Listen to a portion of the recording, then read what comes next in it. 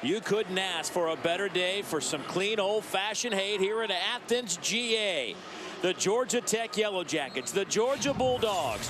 It's SEC Network football presented by Allstate. A showdown between two top 20 teams as they get it together for the 107th time going back to 1893.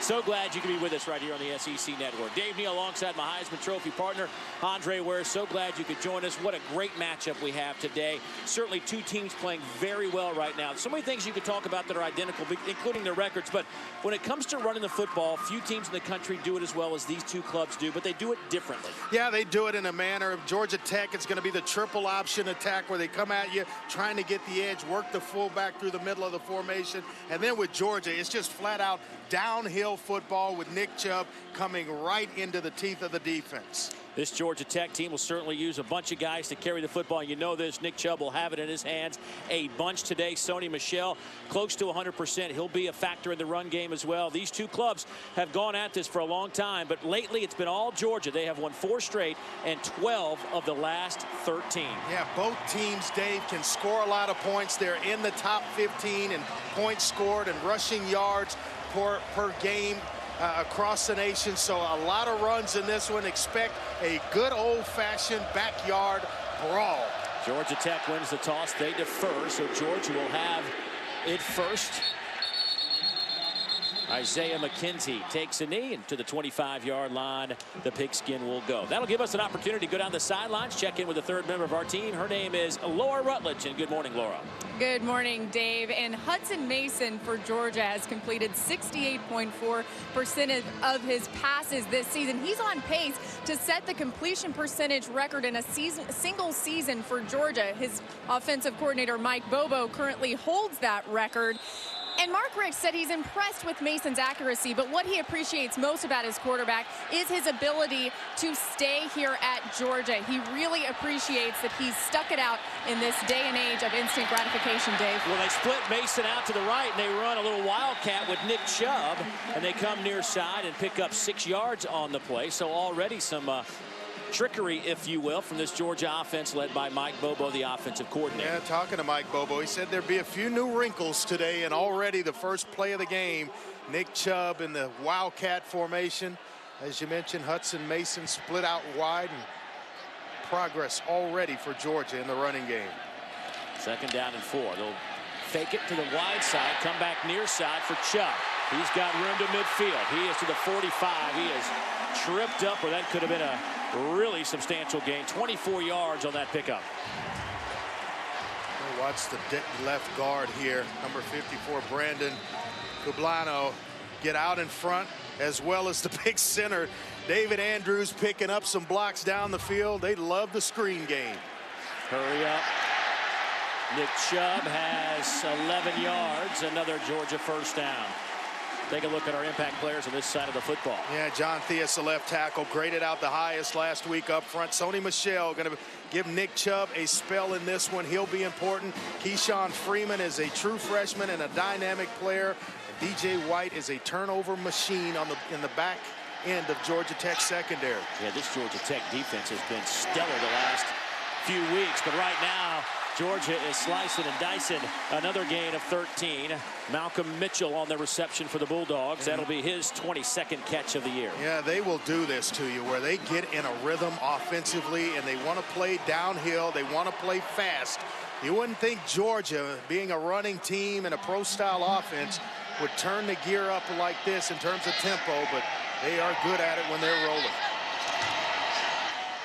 Come near side again. Mitchell, this time he is met at the 21-yard line by Jamal Golden. The safety, that'll be a loss of a yard. When Golden had a super game a couple of weeks ago against Clemson, 85-yard interception for a touchdown. He leads the team in interceptions with 4. A good open field tackler. And he showed it there working against Malcolm Mitchell. Georgia Tech plus 10 in the turnover department. They have prospered in that department. 16 interceptions as a team. Here's Chubb, cuts it to the outside. Chubb falls forward, close to another first down, and maybe good enough inside the 10 Well, what a block by Jeb Blazevich, the tight end, coming around, and then Chubb showing the patience. He's a true freshman. Waited the block out of Jeb Blazevich, and then it was just downhill and around the corner to pick up the first down. Chubb working off guard will get a yard. Yeah, look, let's go back and take a look at the previous play that picked up the first down. Watch the block of Blazevich coming around right there, 83. Watch him seal outside. That allows Chubb to get outside, up the field, and then get enough for the first down. Boy, this is one of the better young tight ends in the country. An off-season, a little weight gain. He is going to be a super player. Georgia, pretty good numbers in terms of scoring touchdowns, 70% on the year in the red zone. And Chubb will take it inside the 5, give him 3 on that carry. So now you're looking at 3rd down and goal. Yeah, if you're Georgia Tech here, you have experienced a flurry of punches in many different ways. Some to the body in the middle of the formation, some to the head on the outside edges. But you're hoping to play bend but don't break. Force the field goal attempt here by Georgia. 9th play of the drive coming up.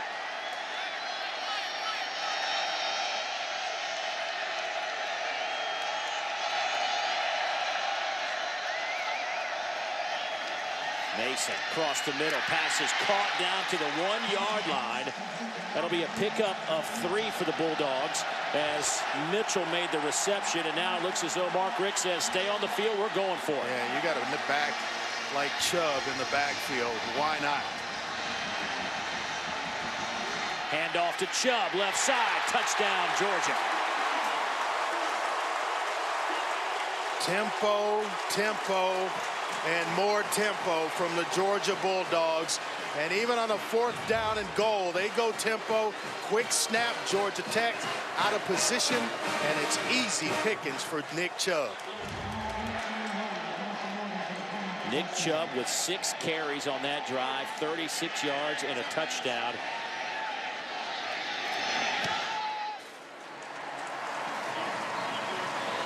Boy, the Bulldogs with an explosive opening drive. 75 yards, capped off by the 12th rushing touchdown of the season by the true freshman Nick Chubb.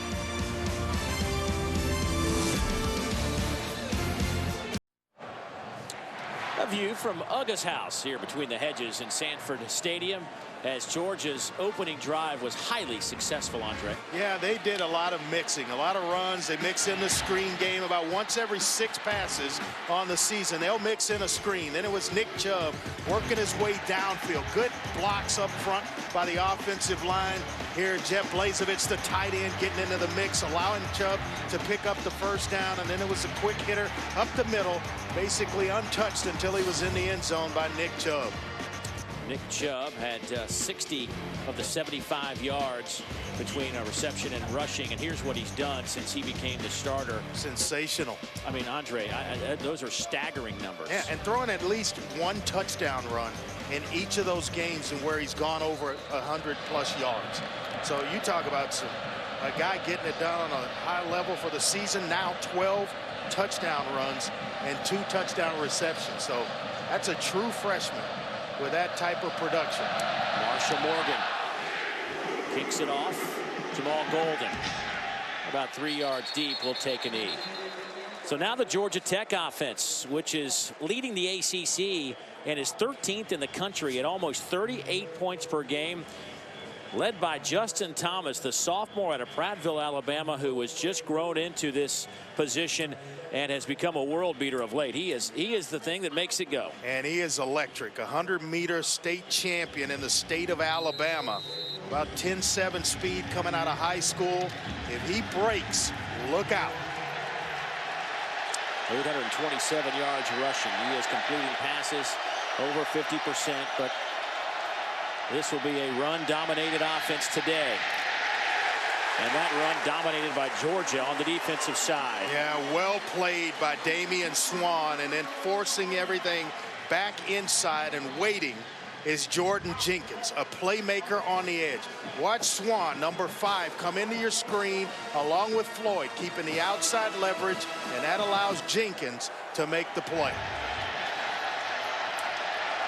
I'm surprised that Georgia Tech's trying to work the edges and not between the tackles with Days, the B-back. Inside handoff goes to St. John Days. He'll pick up 3. That'll bring up 3rd down as we take a look at the impact players on this side of the football. Yeah, St. John Days, as you just mentioned, 3 consecutive 100-yard games. DeAndre Smelter on the outside is a big play receiver for Georgia Tech when they elect to go to the air. Damian Swann, we talked about him and mentioned him. He is a true playmaker on the back end of Georgia's defense. And then already getting into the action, Jordan Jenkins, an excellent defensive player along the line for Georgia. DeAndre Smelter splits out near side. He averages 21 yards per catch. Georgia Tech looking to throw here, looking for Smelter. Thomas keeps it himself, and he should have the first down out over the 35-yard line. Nifty footwork, picks up 7. Ramik Wilson brings him down. Excellent skill set for this offense and what Paul Johnson needs. You're going to see here just looking downfield, and he played in an offense that was a spread, mostly passing type offense. So that's the dimension that Georgia Tech's been able to take advantage of, his ability to throw the football when needed. But if things break down, boy, he is excellent pulling it down and making plays with his legs, Dave. That's Ramik Wilson, a senior linebacker, led the SEC in tackles a year ago, 2nd on the team this year in tackles with 83. Watch 51 kind of come into your screen. Looked like a little friendly fire there. He's up, and looks like we may see number 51 again here pretty quick. Georgia playing with a couple of seniors. In the middle of that defense, Marlo Herrera, who leads the team with 93 stops, and then there's Wilson with his 83. There's a lot of good youth, and as well as senior leadership, as you just mentioned, of this Georgia defense. First down and 10, Georgia Tech. They will throw near side. Pass is caught by Smelter. He's out to midfield.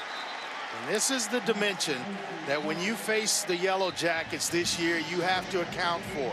You got a guy in Justin Thomas who can throw the football, 52% on the year.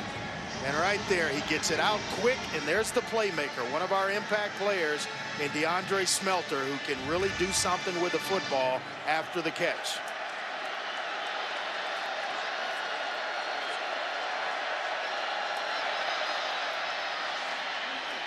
Inside handoff will pick up 3 on the play. St. John Days on the carry.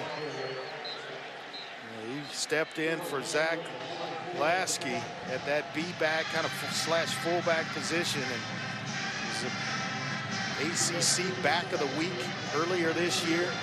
As I mentioned, put together 3 consecutive 100-yard performances, and that's what really makes this offense go. When you have the fullback or their B-back making plays in the middle, it is tough to contain this offense. Thomas looking to throw again. Big collision down at the 33. Incomplete. Bobbled. Dennis Andrews couldn't get his hands on it. Big hit came from Quincy Mauger. If Andrews is able to hold on, it could be a big play, but big Quincy Mauger on the back end. This is sophomore, had a solid game last week against Charleston Southern.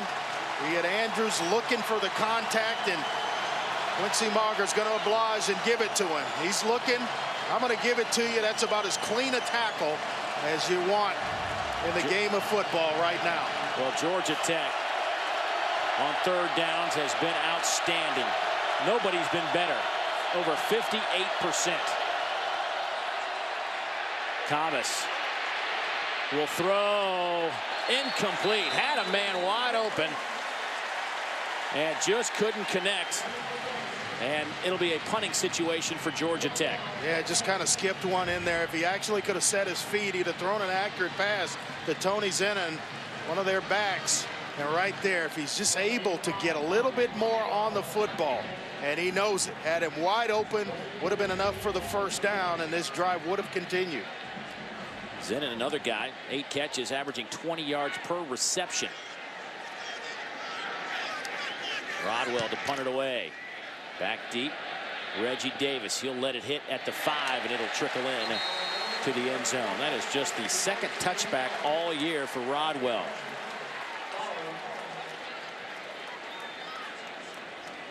So the Bulldogs will have the football, leading by a touchdown. 7:48 to go. First quarter action from Athens, GA. SEC Network Football is presented by Allstate, proud supporters of college football.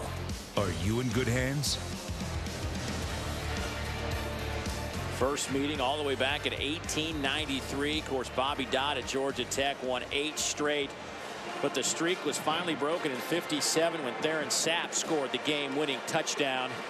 A lot of history between these two teams, and lately it's been Georgia's side. But as you see, back in 49 through 56, Georgia Tech was cruising along under the legendary coach Bobby Dodd. It has been Georgia as of late, and a lot of games, a lot of wins in this series by the Bulldogs. Sony Michel comes in Wildcat formation. He takes the snap and picks up about 4 on the play before P.J. Davis brings him down. Already 4 stops for P.J. And they talked about, defensive coordinator Ted Roof, he talked about yardage after contact. And there are the yards for Sony Michel. He's been banged up with a shoulder most of the year, but they have to stop ball carriers in their tracks. Cannot allow Chubb or Michel to bounce off and make big plays. And so far, that's been a task for Georgia Tech defensively. Toss sweep to Michel. Sony hit again by P.J. Davis. Gain of 3. P.J. comes in leading the team with 90 total tackles on the year. It's just been very productive. Led the team with 13 against Clemson. Yeah, 90 coming in, 4 sacks to go along with that, and he's 9th in the ACC in tackles. Led the team a couple of weeks ago against Clemson in a big game where he had 13 tackles against Clemson. A little toss sweep to Sony Michel. He'll have the first down at the 32-yard line. Brought down by Quayshawn Neely, the middle linebacker, the senior out of Lakeland, Florida. Yeah, Neely someone got excellent penetration and had a shot right there. As Quayshawn made the tackle, but you got to stop him short of the first down. That's yards after contact, and which Ted Roof told us they have to be able to stop these 2 backs, and Michel and Chubb, before they initiate contact and then get yards after. Georgia lining up in the I formation. Straight handoff and a big hit. There you go. That's how you do it. Adam That's Gotsis. how it is done. Loss of 2 on the play. He's the team's defensive leader. Came in with 24 tackles and a couple of sacks, but boy, he beats the block. A big Greg Pike beats him and sheds it outside right into the living room of Sony Michel. That is how you do it. Gotsis, 25 consecutive starts for the junior. Sony Michel cutting it back to the middle of the field and get it to the 35-yard line. He'll pick up 5, but now Georgia looking at a 3rd down coming up. Bulldogs on the year, pretty good at 48.5%, 3rd in the SEC. Yeah, this is why we chose Sony Michel as one of our impact players. Scratching your head saying, why not Nick Chubb? Well, we knew that he was going to play a significant role in this ball game, giving Chubb a blow who was magical on their opening drive. Sony Michel's been bothered by a shoulder and an ankle, but close to 100% this afternoon. Mason walloped as he lets it go. I mean, he took a shot. Yeah, and he is slow to get up from that shot. That'll be 4th down, and here comes the punt unit. Well, watch the shot. He's working the pocket, and it forces him to step up. But then here comes someone that I can't get a number. It looked like P.J. Davis, who steps up and a little bit late. Boy, that one you feel for a little while.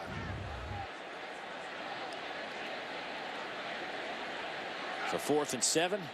Here is Colin Barber. Good hang time. Fair catch called for at the 23-yard line by Jamal Golden. So good defensive stand by Georgia Tech.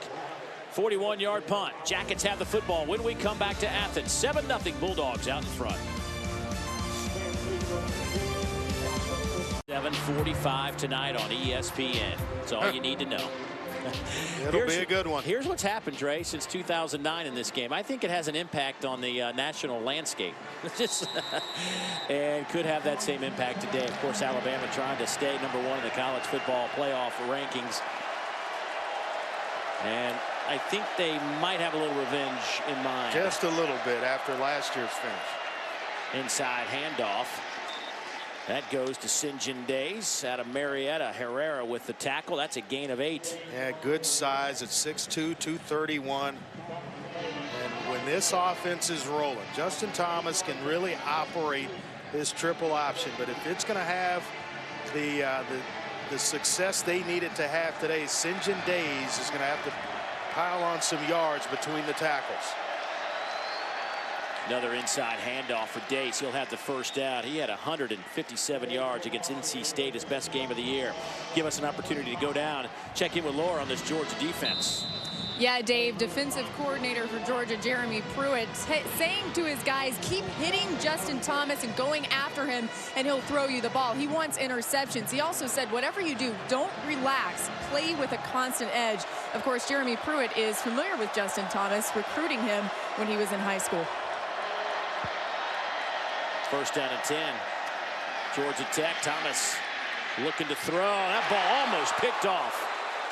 Damian Swann nearly had his 4th pick of the year. Yeah, credit DeAndre Smelter for turning defensive back. It's almost like they switched reverse roles here, where Swann became the receiver and Smelter was the defensive back.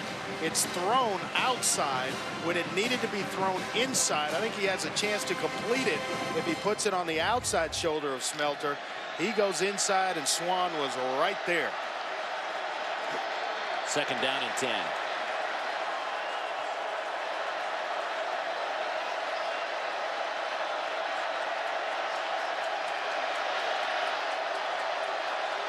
Timeout taken by Georgia Tech. Thomas just couldn't get comfortable with the play.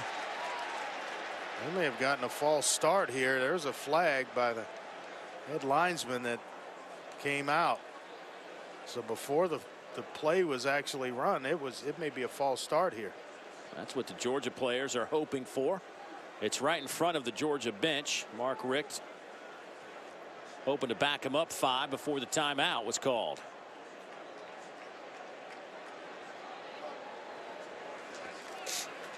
Full start. Before the timeout, number 75 of the offense, 5-yard penalty, remains second down. That is Matt Moore, our referee today. Yeah, Laura was talking about Justin Thomas and Jeremy Pruitt recruiting him. He was actually recruited and was committed to Alabama as a defensive back, and then decided he wanted to play quarterback. Paul Johnson entered the picture and said, look, you are just what we're looking for at Georgia Tech to operate our triple option. And that's how he ended up playing for that man. And Andre, talking to Coach Johnson this week, it's his growth this year as a quarterback that's made this offense click the way it has. He has been very impressed with his sophomore signal call. He's been in the program, though, 3 years as he redshirted. Toss sweep far side. Zinnin, nowhere to go. What a player Leonard Floyd is. Loss of 2. We're talking about leading this team in sacks with 6 on the year and playing excellent outside leverage, sheds a block, and then it's one-on-one with the ball carrier, Tony Zinnin. And there is nowhere to go with that long body of Leonard Floyd. 6'4", 230. He can afford to put some more weight on this offseason, but boy, is he a weapon defensively. And Zinnin, perhaps the quickest of the backs.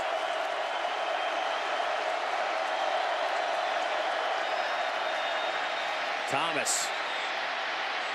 Couple of pump fakes, dancing around and pushed out of bounds at the 33-yard line. So it'll now be 4th down. A false start mixed with a negative play There's really nowhere for Justin Thomas to operate. You just keep the ball in front of you. If you're Georgia, don't allow it over your head, and you're going to force a punt, which they were able to do here.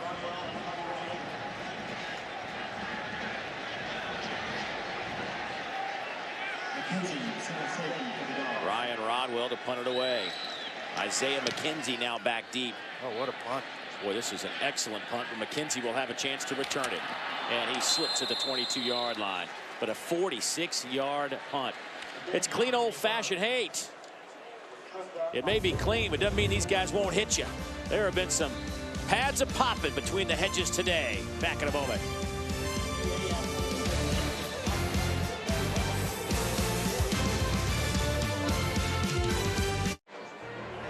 Boy, last year in Atlanta, Georgia Tech got off to a great start. They led 20-0 for 29.5 minutes. Smelter with a touchdown there. Vad Lee with a great throw, but then things turned. Hutson Mason in his first career start in place of the injured Aaron Murray hits up with Michael Bennett. And the next thing you know, folks, this is Todd Gurley's time. He would finish with 122 yards. He would take that one up the middle in overtime, and Georgia would escape as the incomplete pass falls in the end zone. 41-34. Hutson Mason threw for just shy of 300 yards in that game. You take a look at the series history now. Some say it's 107th meeting, some say it's 109th meeting. There were a couple of games played back during World War II where Georgia Tech used some players that weren't really students, and so Georgia doesn't really account for those games. Georgia Tech still does, but certainly there is a history here that goes all the way back to 1893. The second time Hutson Mason has started in one of these games. Yeah, down 20-0 last year and led that come from behind win with it being his first start. Boy, McKenzie wrapped up by Isaiah Johnson. Play went for a loss of 2. Good defense by number 1. Yeah, he missed most or all of last season with an ankle injury. Leads the team with 5 pass breakups, a 3-year starter. And watch him here in the open field. This is what he means to this Georgia Tech defense. Tons of experience on the back end at strong safety. 262 career tackles for Johnson out of Tyrone, Georgia. Nick Chubb goes one way. Georgia will go the other. Caught with the 31. Malcolm Mitchell driving it all the way out close to the 35. Let's see where they spot it. That should be good enough for a first down. Big Brandon Cublano pushing the pile behind Malcolm Mitchell. And as well, Ted Roof talked about handling the wrinkles. We've already seen Chubb is in at the Wildcat quarterback position, and then he talked about sweeps, which they handle with McKenzie, but the screens have given them trouble here early. Here's Chubb, big hole off the left side. He gets past Johnson. Chubb to the 30. Chubb knocked out of bounds at the 2-yard line. Boy, so electric as Nick Chubb. You give him a crease, you forget about his speed to hit the home run. Brandon Cublano, the left guard, watch 54. Pull around, seal it up, and that springs Nick Chubb. It's a foot race that Demond Smith able to track him down. Chubb gets to the goal line, denied by inches after the 65-yard run. He's already up over 100 for the day. His 7th consecutive 100-yard game since he took over the starting role at tailback. Yeah, what's amazing, he only carried it 9 times last week against Charleston Southern. He went for 113 and 2 touchdowns. They'll go to Chubb again. Lost the football. Georgia Tech has it. Well, you talk about a big, big play in this football game for the Yellow Jackets. You don't usually see that from Nick Chubb. He rarely puts the ball on the ground, but trying to maybe go over the top. It was timed well, and it's Isaiah Johnson who forces the fumble of Nick Chubb. We just talked about Johnson and how much he means to this Georgia Tech defense. Well, they are forcing the fumble. You'll see him come in right there, put his shoulder pad on the football, and it comes out. You know, Andre, I just wonder about Nick Chubb, and he just had a 65-yard run. They gave it to him on the very next play. A little tired, maybe? Well, yeah. Great play by Tech. Once again, they are first in the ACC in turnover margin, 9th in the country. Now let's see what they can do with it here. Thomas trying to throw out of the end zone. Batted in the air and almost picked off by the Dogs. A dangerous play, and Thomas was introduced to the hedges in the end zone. Maybe showing some inexperience there. If you're going to throw it away, you throw the football out of bounds. Well, they got Toby Johnson for a roughing the passer penalty. And this is going to give Paul Johnson and this offense some room in which to work. See Thomas working out. The ball is gone, and here comes the big fella with a little shove. I don't know about that one, Dave. Oh boy, I know you're not supposed to put your hands on a quarterback after he's gone, but that's iffy. Well, it certainly gives Georgia Tech a big break out near the 20. There will go with Zach Laskey. They'll give a yard on the play. Mike Thornton, Leonard Floyd combined for the stop. Yeah, Laskey's back from an injury, and he's playing well. 5th in the ACC in rushing. Averages over 5 yards a carry for his career. Really understands Paul Johnson's offense, and it's been St. John Days who's been the big spark at that position, but with Laskey back, we've got kind of the double dip at the B-back spot. 15 minutes are in the books. Georgia took their opening drive, and this rivalry went 75 yards. Nick Chubb with the touchdown run, and that is where we stand. Back in a moment.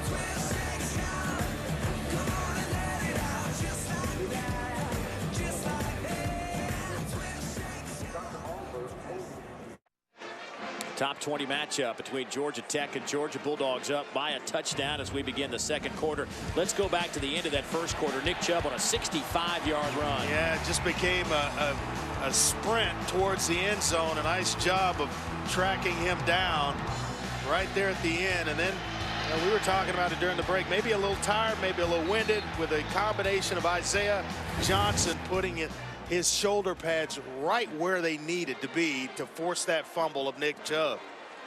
I mean, right in the exact spot to cause the fumble.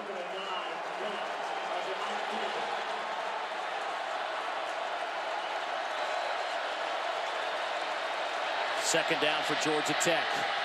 Little end around to Smelter. He gets a block. He turns the corner, and it's hit at the 23-yard line. Falls forward to the 26. Jordan Jenkins led the way. A nice block by Michael Summers to help out without getting called for a hold or a block in the back. Kind of repositioned himself to pick up the block for Smelter. Injured Georgia Bulldog down on the turf. Boy, this is Damian Swann.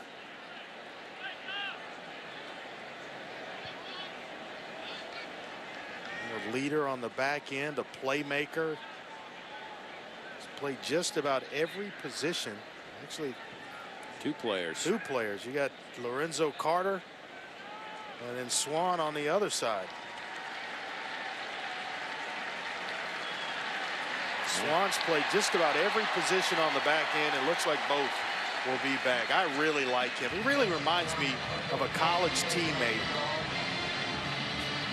Johnny Jackson, who wasn't blazing fast, and that's what the coaches will tell you, but he's so instinctive, knows where the football is, knows leverage, knows body position and language. And Johnny went on to play for the 49ers, won 2 Super Bowl rings. I think this guy has an NFL future, no doubt about it.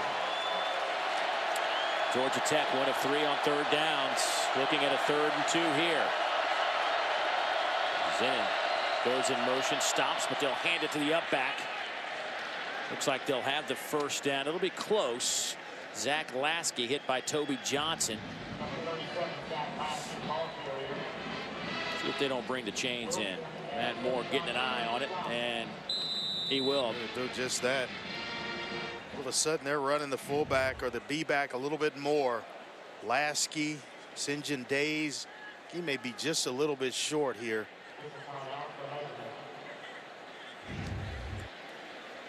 Getting on this spot.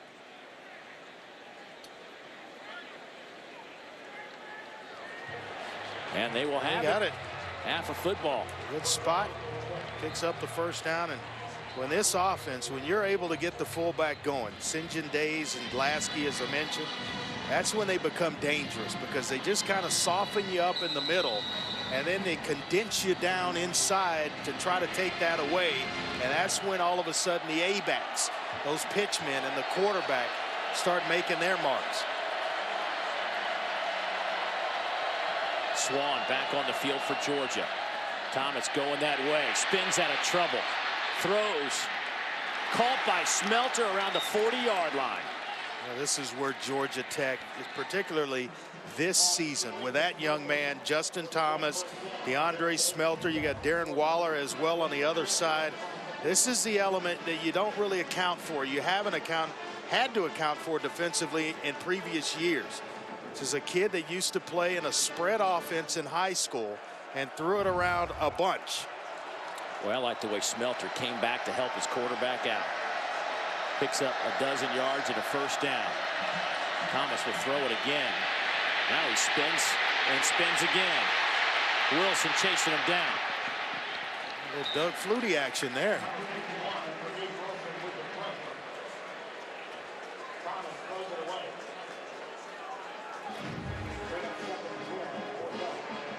Well, we'll go back a few plays, and we had that double injury. You see Swann right in the middle, kind of crossing, and it's friendly fire right in the middle of the screen. Right in there is where both guys kind of collided. It looked like Lorenzo Carter's legs just sideswiped Damian Swann. Second down and 10. They'll run the option, and Thomas will keep it. Lorenzo Carter chases him down 4 yards for Justin. He's had the third best rushing season by a Georgia Tech quarterback, as he's closing in on 850 yards this year. Yeah, he's really gotten comfortable in this offense, and the team around him, which is major. They feel like they can win with Justin Thomas. And this is a team that will play in the ACC championship game against Florida State. It's a tough offense to prepare for in a short amount of time. Paul Johnson, yeah, going to take a timeout, Dave. We'll take the timeout as well. 12:31 to go here in the second. Georgia Tech driving the football. Back in a moment. College football action continues today at 4 o'clock. Tennessee's push for a postseason bowl game continues against SEC East foe Vanderbilt. It's presented by Regions Bank. It's all coming up today on the SEC ESPN network, and you can catch it also on the Watch ESPN app. Take a look at the standings, and congrats to Missouri. I know it's hard for Georgia fans to sit there and watch what happened yesterday, but bottom line is Missouri took care of their business. But you know it's got to be hard for Georgia next week to watch a team play for the championship that they pummeled 34-0. Yeah, you could argue that it's not the same team that Georgia played. You know, they improved after that football game. But yeah, I'm in agreement with you. That's a tough one to watch when you goose egg a team and they're playing for the championship. Thomas on third down. Pass caught. Smelter comes middle of field. Boy, he can really fly. Well, he goes outside the block of Darren Waller. Maybe continue outside. Watch here. He's going to catch this, but watch him work back. You talk about working back to the football. They understand it. Right about here, I'm going to ask for a freeze. If he goes outside here as opposed to cutting inside, watch Waller come into the screen. If he continues in the little bubble right there at the end, he may still be running. Smelter got up hobbling a bit, but a first down for Georgia Tech nonetheless. Boy, Smelter is some kind of player.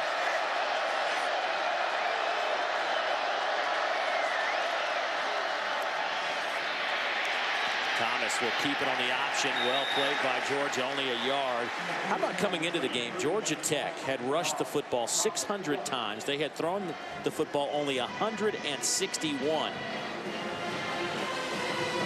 Yeah, and you got to be tough to play quarterback at Georgia Tech. And Justin Thomas, is a tough player. That last play, you got to be willing. There's 4 defenders there. 2 of them are accounting for the pitch man. You know you have to keep the football, and you're going to take a shot.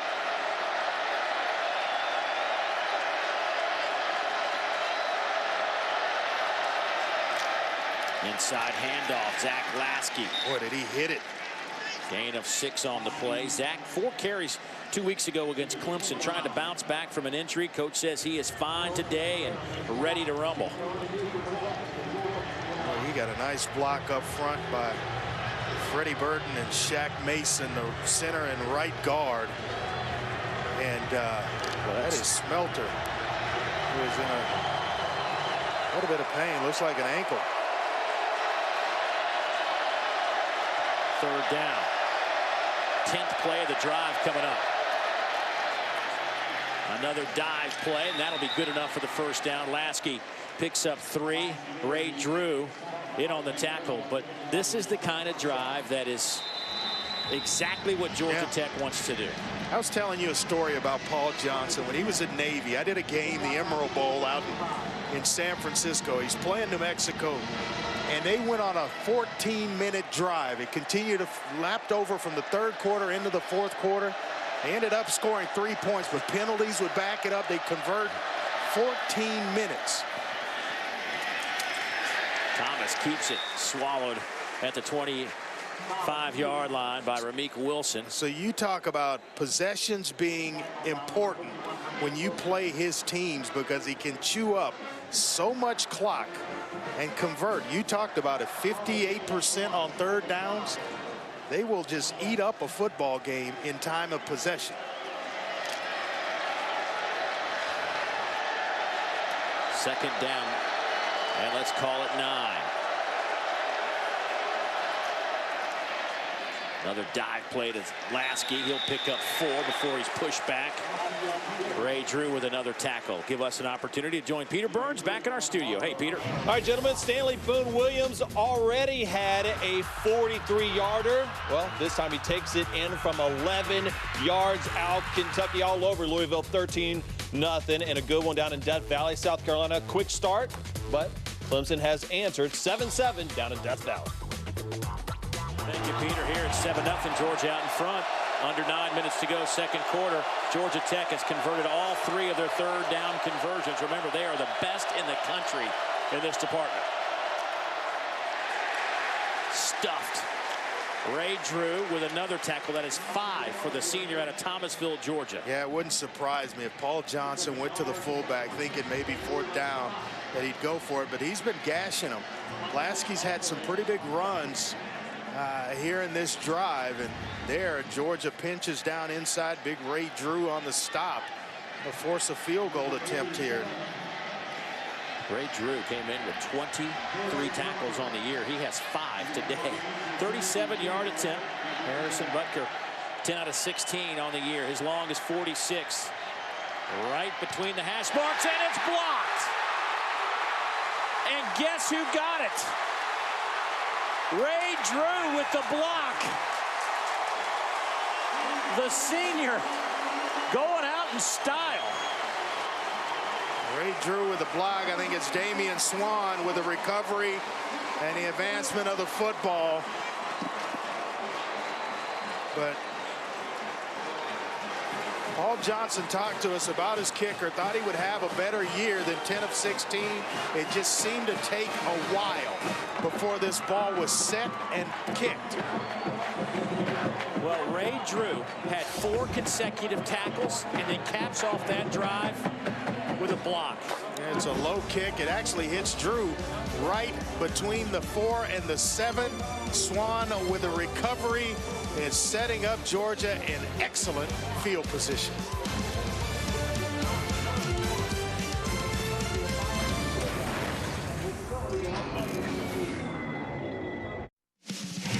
SEC Network Football is brought to you by Regions Bank, Regions, official bank of the SEC. Boy, Boy, some of the moments. There's Amp Arnold right there, scores the TD, and then a 2-point conversion. Georgia wins back in 78. And of course, who can forget 81? Herschel jumps over everybody. Georgia Tech wins in 1990. They also won in 89, but that 1990 game was the one that propelled them to a national championship. Actually was down in that game, the Citrus Bowl in Orlando, as Georgia Tech just put it to Nebraska. Some of the great moments in this series between the Jackets and the Dogs.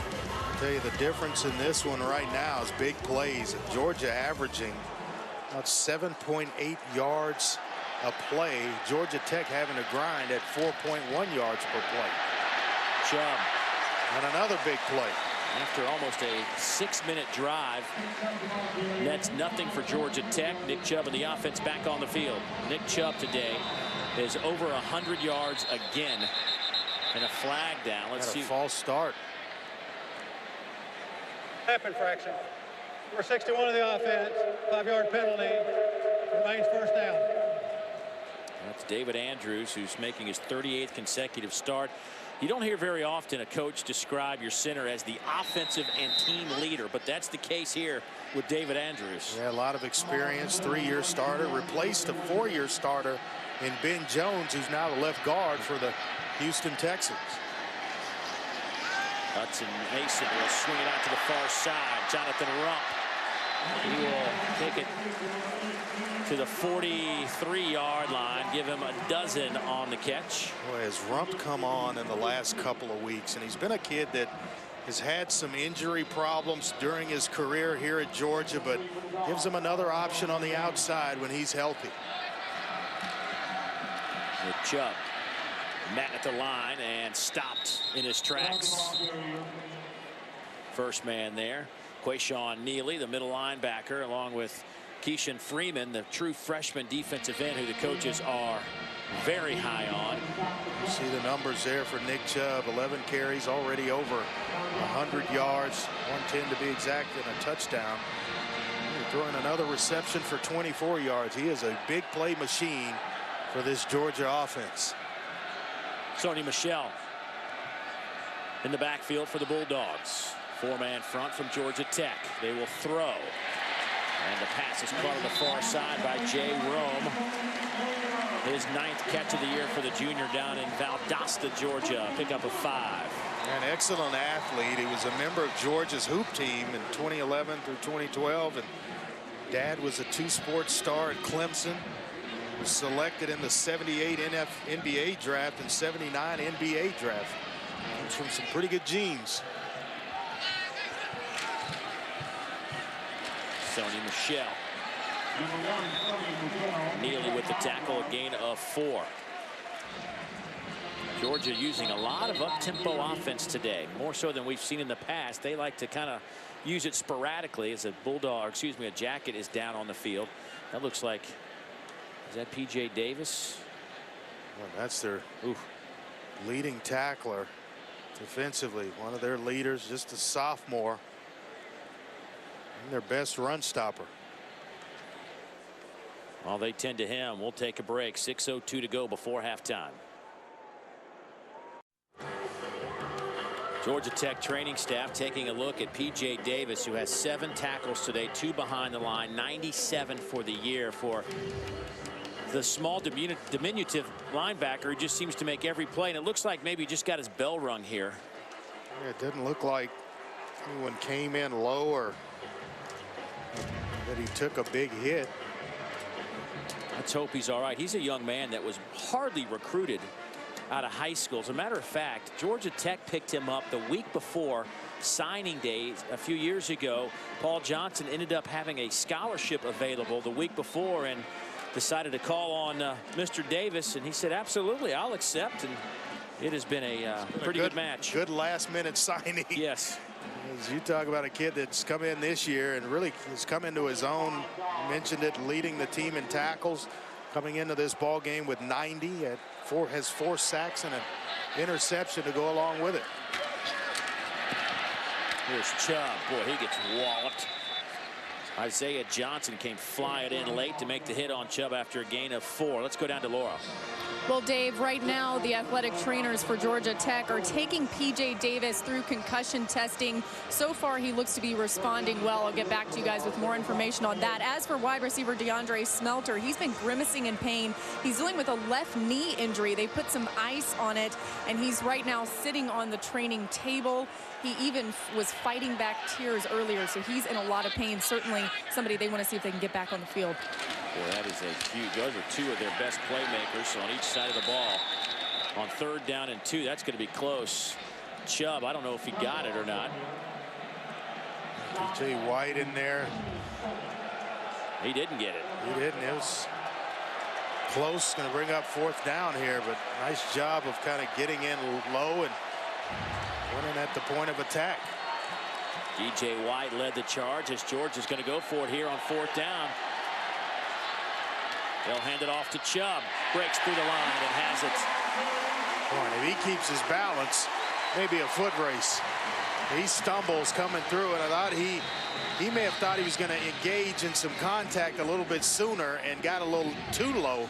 He stays a little more upright. He's still running. You see here, he's thinking contact, and he's got 1 man to beat, and that's Isaiah Johnson. Well, it looked like Georgia Tech had a chance to stop him short. But Chubb sneaks through the line, sets up a 1st down and 10 now. They love the screen out of this formation. See it at the top. Sonny Michel in the backfield now. He'll stay in the block. Hutson Mason in some serious trouble.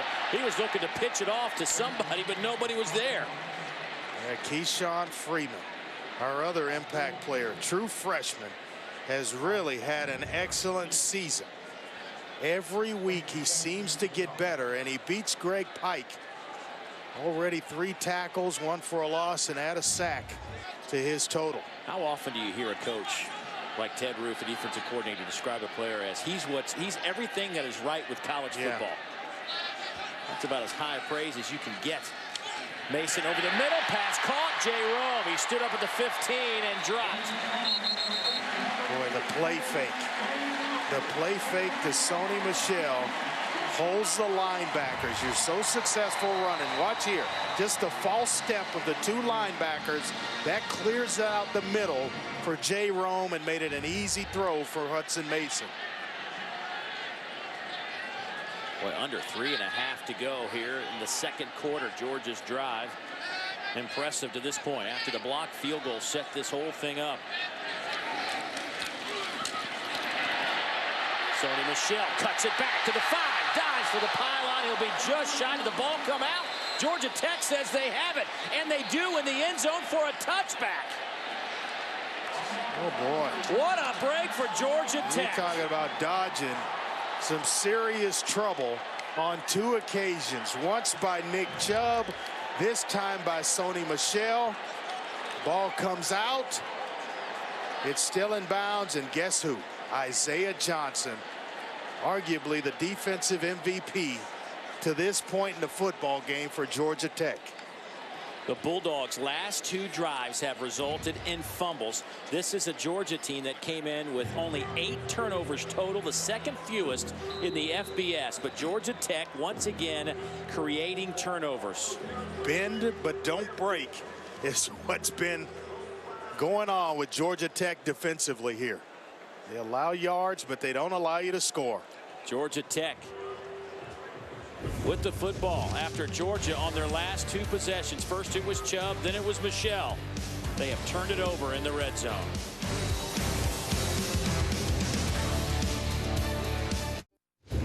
All right, coming up on the SEC halftime report, Tony Barnard and I figure out if the Wildcats can go bowling. Well, they got their hands full with Louisville. There's no doubt about that. Little Palmetto State showdown as well. It's a good one. Ball coach trying to win 6 in a row against Clemson. And I don't know if you know this, the Iron Bowl and Egg Bowl will be played today. Pretty good ball games. I'm looking forward to it. What about you? Coming up at half. All right. Absolutely. All right, thanks, guys. We'll see you in a matter of moments. 3:04 to go here in the 2nd quarter, and they're the 2 guys that have cost it up today. 2 true Both freshmen. fumbles inside the Georgia Tech 1-yard line. Yeah, this is just a good football play on the part of Isaiah Johnson with a shoulder pad right on the ball. And then this one, Quayshawn Neely comes in. Again, Isaiah Johnson with a fumble recovery. But bend but don't break has been the way that it's gone for Georgia Tech defensively. Thomas looking to throw on first down. Coming near side. Looking for Darren Waller, a senior. Big boy at 6'5", 240, covered by Aaron Davis. Yeah, he's the next sort of go-to guy with DeAndre Smelter nursing a knee injury here early in the first half. So he's going to have to step up, along with Michael Summers, another viable option for Justin Thomas.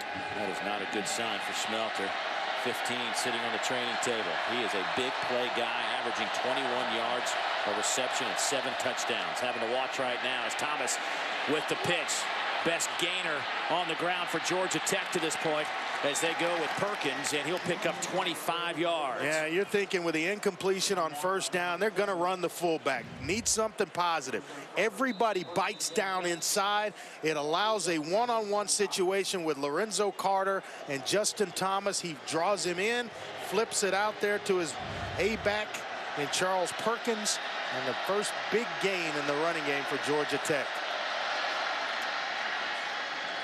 They'll go with St. John Days. He'll pick up a couple of yards, hit by Leonard Floyd, along with Amarlo Herrera. Clock at 2:24 and moving. Tell you what, Toby Johnson was there early again as well.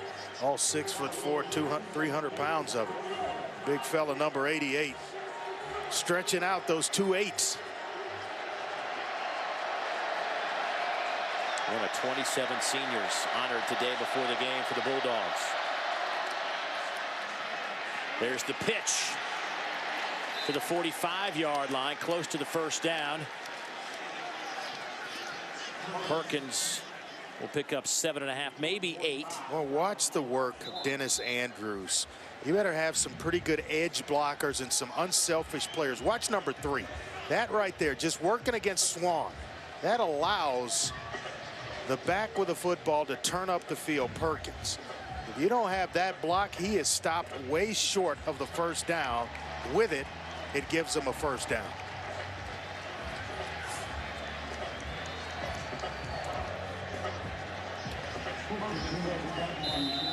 Perkins, couple of carries, 33 yards today. Best rushing numbers on Georgia Tech's offense. See the first down story. 10 for Tech, 11 for the Bulldogs. Thomas back to pass. Pressure comes. Gets the pass away, and it's caught at the 41-yard line on that far side by Dion Hill.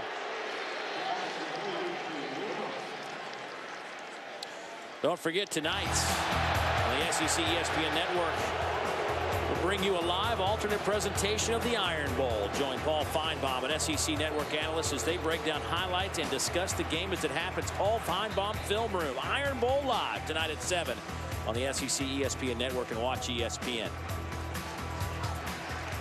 Well, they're going to take a few moments and evaluate that last play very closely in the replay booth. I think the left foot is down. It's inbound. Okay, now let's see if he maintains possession through the catch. And I believe he does. Yep. It's a good call on the field by the officials. It's good footwork as well. That left foot, just enough of it inbounds.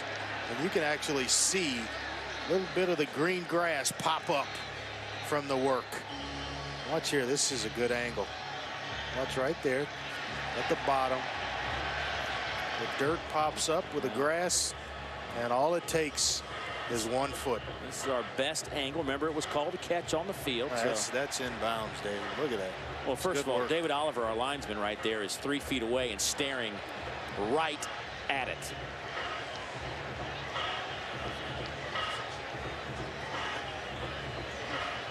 This may be one of those where it's confirmed.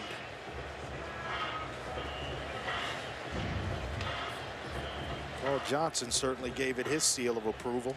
A little clap from the head coach of the Jackets. After further review, the ruling is confirmed. Clean catch, second down. Good work by the camera crew as well. Gerald Hodges up in the replay booth delivers the message down to Matt Moore. So it'll be second down and about 6 for Georgia Tech. 1:39 on the clock. Jackets have 2 timeouts left. total offense. Georgia 229 here in the first half. Georgia Tech at 142.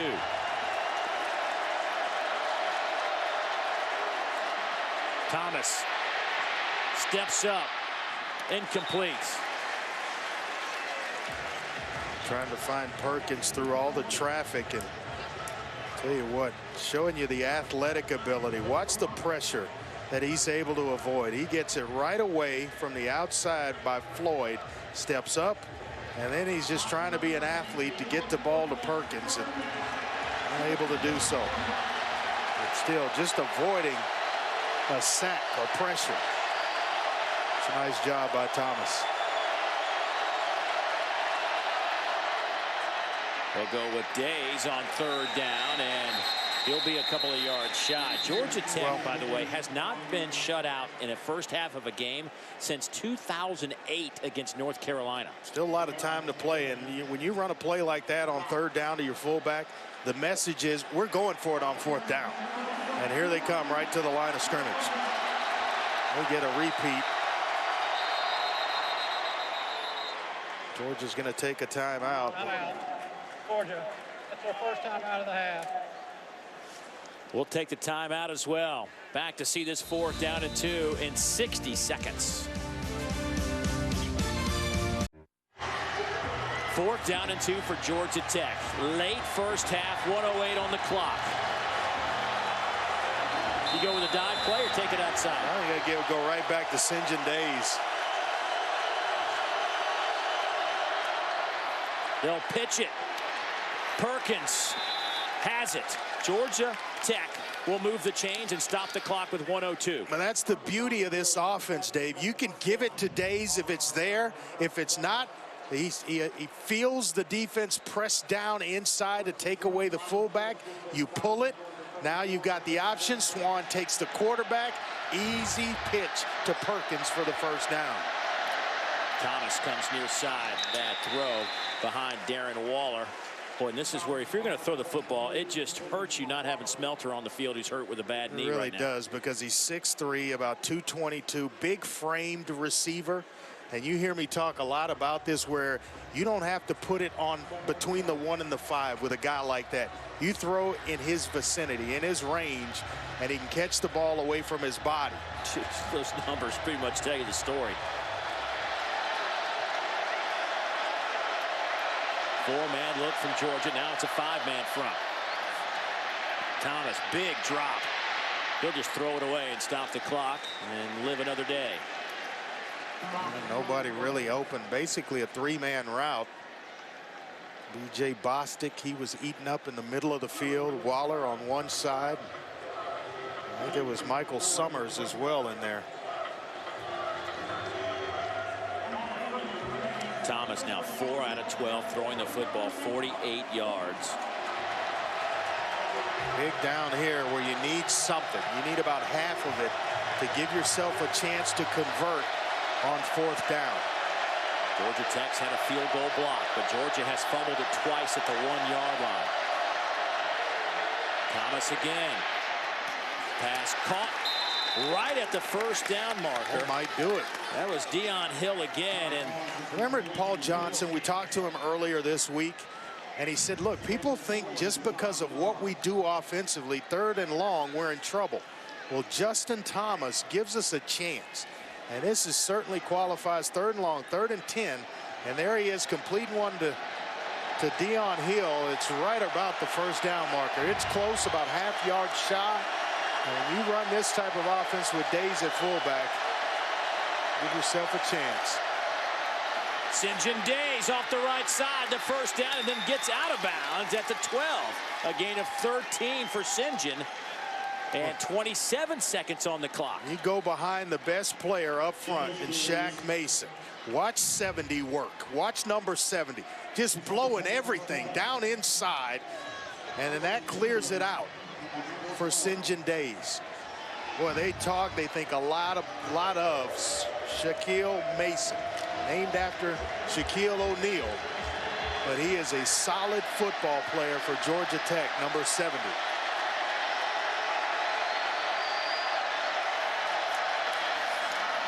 Now they come near side with the option. Missed tackle allows Thomas to get close to the 6-yard line. Boy, they'll pull Big Shaq Mason, and I don't know that I've seen a lot of teams or a lot of players blow up Jordan Jenkins. And he just did it in space. Leonard Floyd misses the tackle, but watch number 70 work against Jenkins. That's a blow up. I mean, just gets him right off pace. He goes on the ground. Did his job, and now the rest is left up to Justin Thomas to figure it out. 13 seconds to go. Georgia Tech uses a timeout. 1 remaining for the Jackets. This is when you need a quick pass. This is when you need a quick drop by Thomas, and you have to coach him up right here. Look, we're going the outside edges. Don't take a lot of time. Second down, the ball needs to come out quick. Do not take a sack. This Georgia Tech team probably thinking what could have been this year. They lose back-to-back games in the middle of the year to Duke and then a shocker to North Carolina, but North Carolina got it rolling a little bit second half of the season. So at the end of the year, it doesn't seem as big of a loss, but nonetheless, a game the Jackets felt they let get away. We have a timeout, so everything's on the table here, from quarterback draws or a quarterback run to anything. 13 plays on this drive. Thomas will throw it, lob it up in the air. Touchdown, Georgia Tech. They go to Darren Waller, all 6'5", hauls in the pass. And that's what having a guy 6'5" down in the red zone will present to you as an offense. Just a lob shot, go up, and Swann can't even make a play on it because of the body position of Waller. Look at this. It's like boxing out for a rebound. Didn't even have a chance to make a play on it. Well thrown ball by Justin Thomas. Here's the point after. It is up and good. What a drive by Georgia Tech. Never panicked, never got flustered, converted a couple of 4th downs, 14 plays, 80 yards, just shy of 3 minutes off the clock. Waller with his 4th touchdown reception of the season. And just as important, you take momentum into halftime and you're getting the football first out of the half. So that is big to convert points, and not just a field goal, but the big points. You go into the locker room on the road feeling pretty good about yourself. It's a strange game. I mean, Georgia could have easily put up another 14 points on the board. Chubb fumbles at the 1. Yep. Then Sony Michel fumbles into the end zone. And that's going to be the message for Mark Richt. Is like, look, we're going in to score. We got to hold on to the football.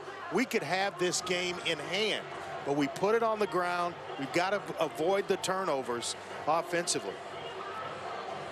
Nick Chubb up over 100 yards again, 117 on 14 carries. What did Bobo tell us? To win the turnover battle, we're going to have limited possessions this week against Georgia Tech, and twice going into the end zone, they put the ball on the ground. Georgia was plus 16 in the turnover margin category, which was second best in the FBS. They are -2 today. Short kick taken by Blazevich. Boy, Georgia's opening drive was a clinic in tempo, and Nick Chubb was the reason why. A simple run there caps off a 75-yard drive, and then Georgia Tech answers with their own 80-yard drive, and we are tied at 7. Look at the numbers. Georgia Tech actually being outrushed. These are 2 awesome running teams. They just do it differently. The difference is right there. Right there. The turnovers by Georgia offensively is the difference in the ball game. Hutson Mason, 8 out of 9 for 88 yards. But on the scoreboard, the one that matters, we are tied at 7 after 30 minutes of play in the 107th edition of Clean Old-Fashioned Hates between the hedges in Athens, GA. Let's get it downstairs and join Laura. Coach, some big plays offensively, but 2 costly turnovers in the end zone. How do you hope your backs bounce back from those? Yeah, they'll be fine. Typically, they have good ball security, but came out twice at the worst time, but they're very good backs, and they'll get back to the fundamentals. You held Georgia Tech's high-scoring offense to just 7 points. Any adjustments you need to see on the defensive side of the ball? No, I think we're playing well. You know, it would have been nice to keep them out of the end zone at the end there, but they did a nice job. Thanks, Coach. Mark Richt feels perhaps that his team left some points out on the football field with those turnovers. We are tied at 7 here in Athens. Time for us to go to the studios. Peter Burns, Tony Barnhart with our SEC halftime report. Guys, some clean, old-fashioned hate down. You are watching SEC Network Football presented by Allstate. An absolutely gorgeous day here at Sanford Stadium in Athens. Clean old-fashioned hate, tied at 7 after 30 minutes of football. Dave Neal back alongside my partner Andre Ware, and Andre certainly an even first half on the scoreboard. Looked like Georgia let some opportunities get away. Well, they did. 2 scoring opportunities. Nick Chubb going into the end zone. He puts it on the ground. Sony Michel as well going in, but they got off to a heck of a start. Nick Chubb with an easy touchdown run to start the football game. Then it was a long run as well that got him down there. And you see here, it's just a foot race to the end zone. He comes up a little bit short. And then a couple of plays later, Nick Chubb trying to go over the top. Isaiah Johnson forces the fumble. Georgia Tech dodges one there. Then Sony Michel on his way to a touchdown run. It comes out. Isaiah Johnson recovers the fumble. Then you look at Justin Thomas over the top to his receiver, Darren Waller. That tied the game up at the half. Great drive by Georgia Tech there at the end of the half to get it in the end zone. You see the statistical story, pretty even, although Georgia, that opening drive was very impressive, and Georgia put together 228 total yards, but it's those 2 turnovers, Dre, that you just circled that are the difference in this game at this point. Yeah, going in. I mean, you're talking about not just in the field of play, but inside the 5-yard line where they are clearly scoring opportunities. 2 true freshmen, but you know, to their credit, Dave, they are not known to put the ball on the ground very much. Yeah, that's what Coach Richt was saying to Laura on the way in to the locker room at halftime, is that he wasn't overly worried about their psyche, as those 2 guys have been great all season in terms of holding on to the football. No Todd Gurley, so 1 and 27 trying to get it done for Georgia today. Georgia Tech will have the football to start the second half after that fantastic 80-yard drive, 14 plays to end the first half. Jamal Golden at about the 7-yard line. Jamal. And a flag comes out back at the 15-yard line. Yeah, this may be a block in the back or a hold that's going to bring this one way back to around the 15-yard line. Block in the back. During the return, number 88 of the return team. Pass the distance to go. First down. Let's go get an update with Laura down on the sidelines. Well, Dave, I just spoke with Georgia Tech head coach Paul Johnson, who told me that wide receiver DeAndre Smelter will not come back in this game. He's dealing with a left knee injury.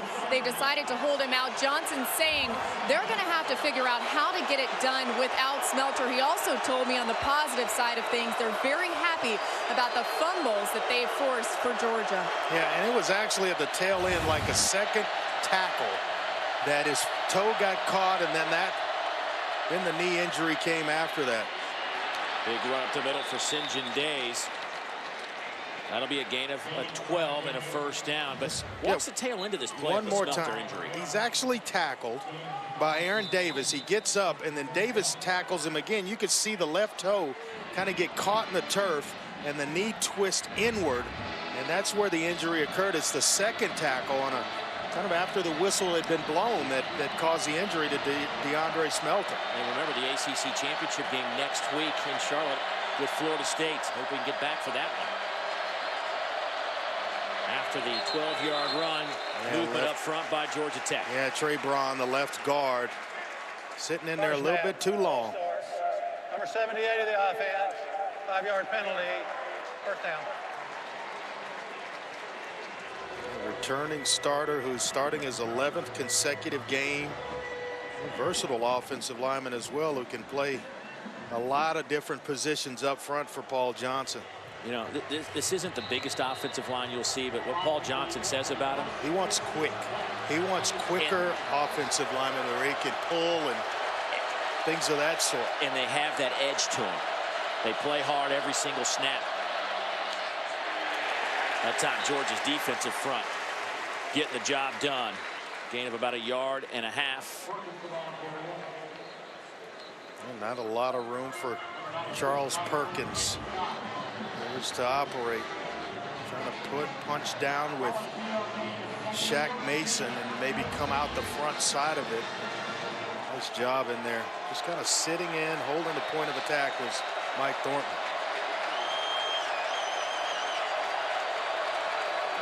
Second down and 13. Thomas, the pitch. Gets a good block on the outside. Broken tackle. And a nice run of 12 yards as that goes to Dion Hill. Well, and a nice job as well. Justin Thomas working this offense to perfection. Showing it. They go down on the fullback. He pulls it out. They take the quarterback, forcing the pitch to Dion Hill. And that's how you operate this triple option attack of Georgia Tech's.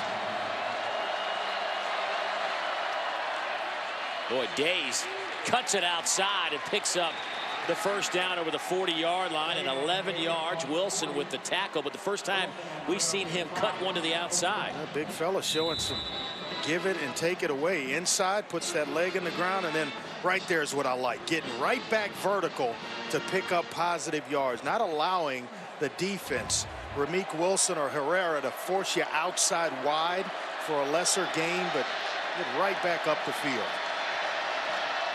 They'll give it to Days again. He's to the 45. Give him 4 yards. Now St. John Days has 64 yards on the day on 10 carries. You know what, Dave? You kind of sense a tempo change in Georgia Tech a little bit. Where they're in the huddle, but they're out and the ball is snapped. It's what's called in the huddle. And there's so many options to this offense that they can just come right to the line of scrimmage. They don't have to worry about where you line up. It's what we want to do offensively. Second down and 6. They'll run Days again, lose football. I think he may have gotten back on it. And it may be a first down if he indeed did get back on the football. Jackets will have it and a first down. Give him a rest and bring in Laskey, but they get Wilson outside, and he did a nice job kind of getting a hand in there and pulling the football loose. You see Ramik Wilson right there. It's a hand right on the football, but Days is able to come up with it.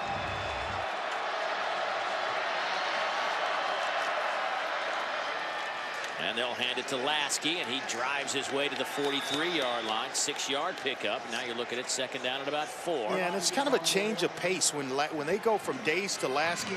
Days is more of a thumper. Laskey comes in at that B-back position, and he hits it just a little bit quicker. So if there's a smidget of daylight, it looks as though he's going to break, you know, each and every one of them, because he's no nonsense. I mean, no nonsense. He's right downhill and hits the hole with a lot more quickness than St. John Days. 4-man look from Georgia Tech, or from Georgia. Another handoff up the middle. Zach Laskey. He's down to the 20-yard line, still on his feet. There's the example right there. I mean, he just defined it. There's a hole between Freddie Burton and Shaquille Mason right there, and just the quickness and speed in which he hits it, and it's only there briefly, but boy, the quickness in which he hits the hole allows him positive yards just about every time he touches the football. That's a heck of a run. Sideline warning. First one for Georgia Tech. Paul a Johnson. little excited after that run by Laskey. There are the numbers. It is a committee that does it. Matter of fact, we asked Paul Johnson this week. I said, how do you determine who carries the ball? He says, usually I just look around and whoever's standing next to me, I send him in with the play. Yeah, run it behind Mason. Here's Days to the 5, down to the 4-yard line. Dave, you remember earlier in the first half, I told you, if the fullback in this offense starts to have success, it could be a long afternoon for defenses. Well, that's happening. Days got it started on this drive. Laskey gave him a breather. They come back with a more physical back in Days, and now they're playing downhill against a defense that looks like it's getting a little bit tired. 10th play of the drive. They've all been on the ground. Days down to the 2-yard line. Stopped there. And that also gives you the edges when you pull it, and Dion Hill, Perkins, Zenon, all those A-backs in this offense. Wouldn't surprise me if they show it to Days here and Thomas walks into the end zone because of the concentration that now Georgia has to have on the fullback Days.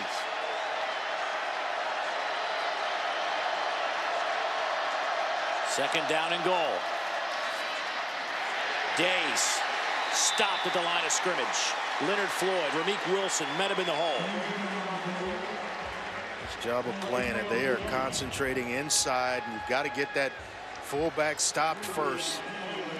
Excellent job by Sterling Bailey as well, getting leverage in there along with Wilson. See that Georgia Tech has scored a touchdown on 8 of 11 second half opening drives, trying to make it 9 out of 12. Third and goal. Man, we talk about condensed. All 11 are right there.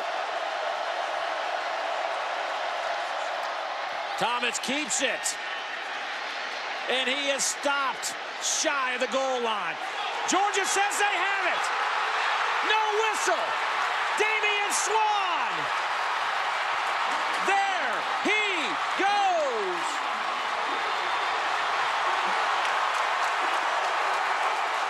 What a turn of events. I thought Thomas was close to being in the end zone. One of our impact players, and Damian Swann goes the other way.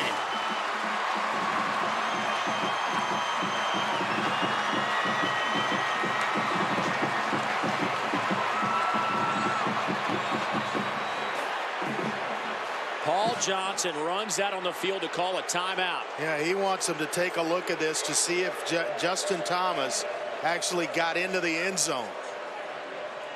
And I tell you what, it is a good risk-reward timeout. Oh, absolutely. A heads-up timeout.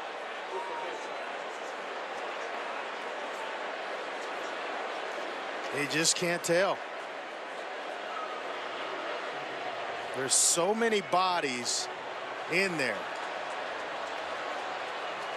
Maybe this gives you a different look, but he just disappears, and it's not, the whistle's not blown. And all of a sudden, Swann comes in, he's fighting, he gets the ball out, and he's off and running. I think this one's going to stand.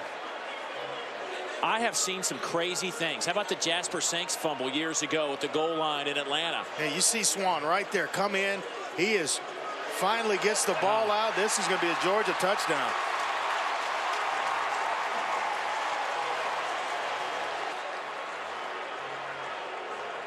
That angle, you just lose Thomas, the quarterback. There is no whistle. And that's when you just have to hold on, when you don't hear the whistle, as tight to the football as you possibly can, because an instinctive player like Swann. The ruling on the field stands. Yeah. There's not enough video evidence to confirm it, but enough to where that play's going to stand. You lose Thomas, and the ball comes out. What a drive by Georgia Tech to come up this way. Both teams have now fumbled a combined 3 times inside the 1-yard line. The point after is up and good. Damian Swann, a 99-yard scoop and score. The senior out of Atlanta, Georgia, knows all about this rivalry. Coming up with the play of the day to this point, as there is a lot of football left. 99 yards, 14-7 Dogs.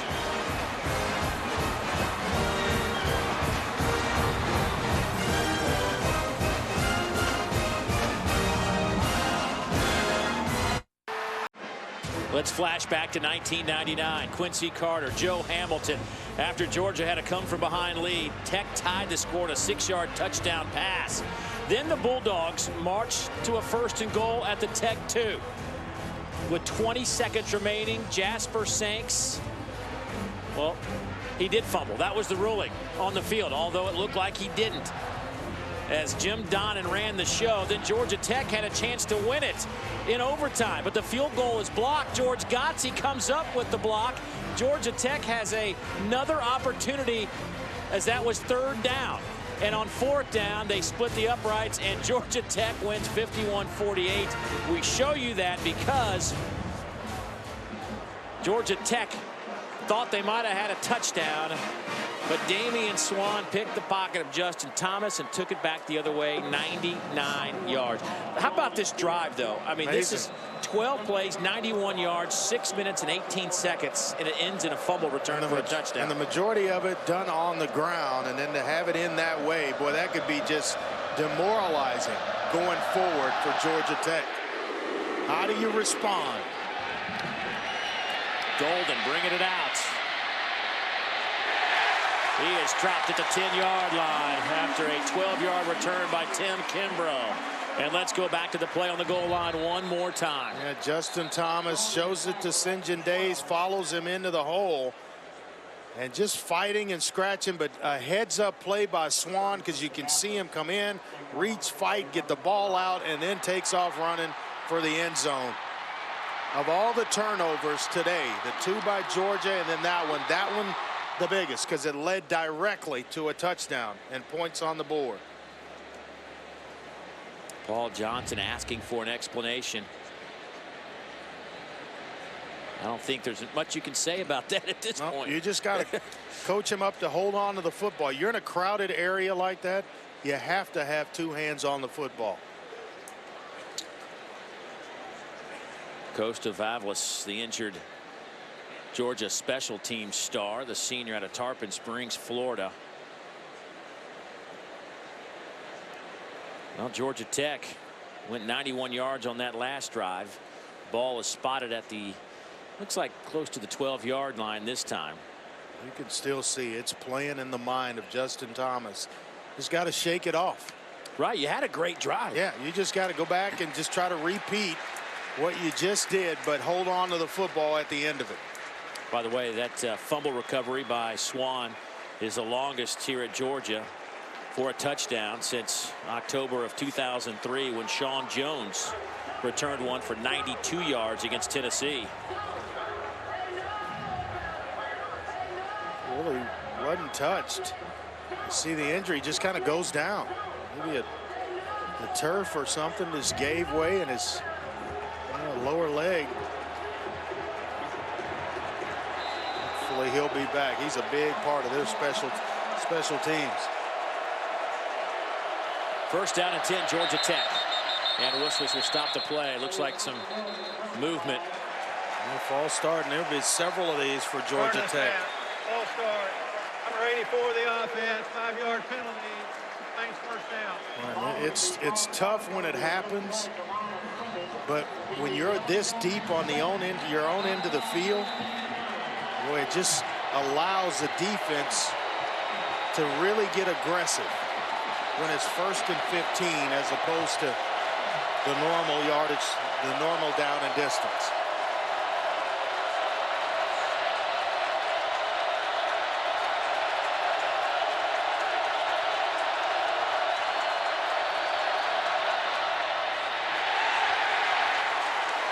Day stuffed. Loss of a yard. Lorenzo Carter, the first man there for the Bulldogs. Yeah, because you can kind of go about your normal offensive way of thinking. 3 and 3 and maybe a 4-yard gain or somewhere in there you pop one for 5 and you stay on schedule. But when you're 1st and 15, it totally throws you off schedule in Georgia Tech's type of offense.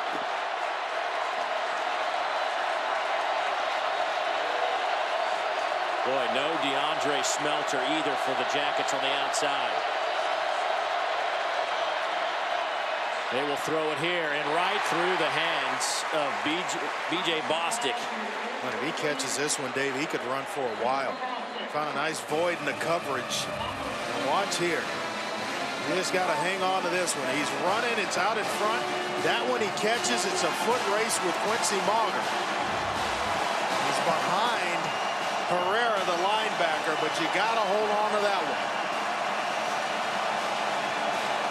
Well, at the least, he was going to pick up the first down.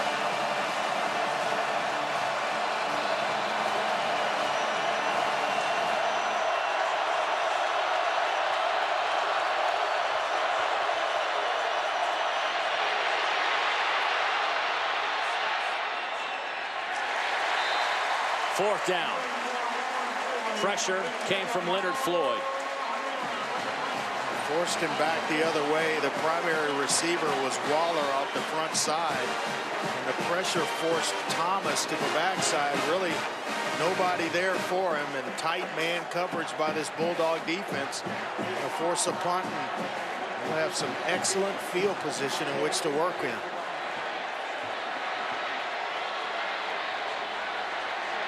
Rodwell stands about a yard shy of the back of the end zone. Gets the kickoff.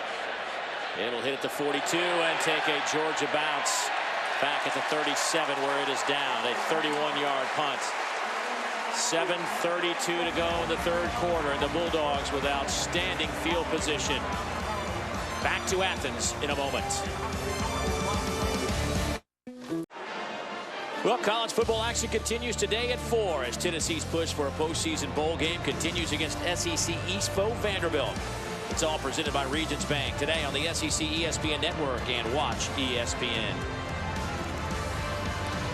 Well, Tennessee trying to become bowl eligible. Already 11 teams in the league trying to make it 13 if things work out right. Tennessee and Kentucky a win away. Josh Dobbs sacked 6 times last week by Missouri. That defense is just, it's hard to throw against Missouri, folks. Yeah. That's the bottom line. Darren Mason trying to get his first conference win as the Vanderbilt head coach. That's all coming up. Brett Bielema a long time. It's not easy. Here's the toss to Nick Chubb, and he'll get 3 yards on the play. Boy, you just wonder about that fumble a moment ago by Thomas at the goal line and what it does to your psyche as a team. This is the first time Georgia's offense has been on the field. Well, points are so hard to come by, or have been in this game, and then to have Georgia score in that manner in which you're getting ready to go in and take the lead, it just flips everything totally upside down. And now Georgia with outstanding field position. They'll work out of the aisle, second down. They'll run with Chubb again, and he breaks one tackle, but he can't break the second stop. Nice job of team tackling there. Hankins comes in to clean up the tackle for the Yellow Jackets. Hankins, a redshirt sophomore out of Birmingham, Alabama. Nice job there, kind of filling and finishing things off. 3rd down and 6 from the 32. We need a stop right here.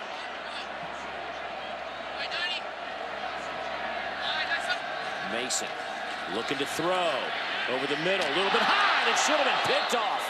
Oh my goodness. Devon Smith had it right in his grasp.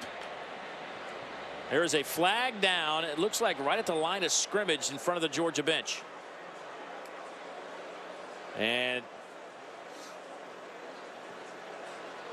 the way they're talking, maybe that's against Georgia here. They're looking at Paul Johnson for a. And he's going to say an answer. 5 men in the backfield on the offense. That penalty's declined. 4th down.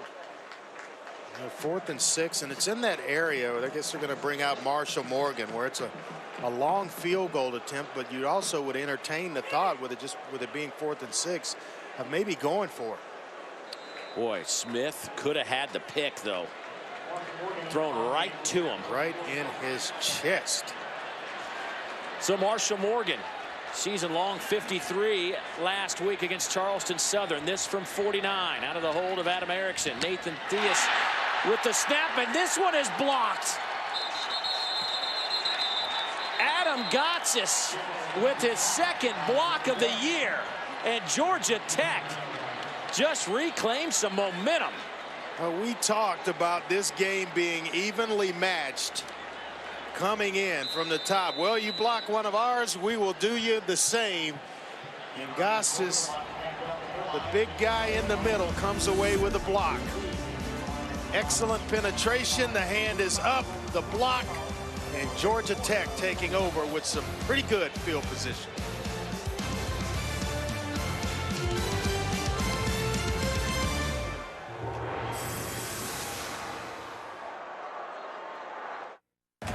Ranked Georgia leading 16th ranked Georgia Tech by a touchdown. Time for us to take a look at today's Good Hands Play of the Day, brought to you by Allstate. Time for Scott Howard with the Georgia Bulldogs Sports Network from IMG. Man in motion, and Thomas will fake it and keep it and run in behind the block. No signal yet. He pushed towards the goal line. Georgia came out of the pack with the football. Georgia's got the ball. They're running down the other way. Damian Swann, there's no whistle. Swann's going to go all the way, I think. 20, 10, 5, touchdown Damian Swann. They pulled it out of the back and went 97 yards with a football. Great call by Scott Howard, but still not sure how this wasn't a whistle to stop his forward progress. It stopped. He was going backwards. I'm in agreement with you. I thought maybe there should have been a whistle to stop play, but there wasn't. It is water under the bridge now.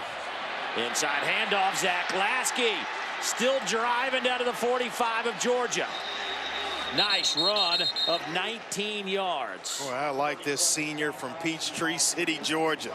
Stars Mill High School. Zach Laskey hits it like it's supposed to be hit. Watch him in the middle of this.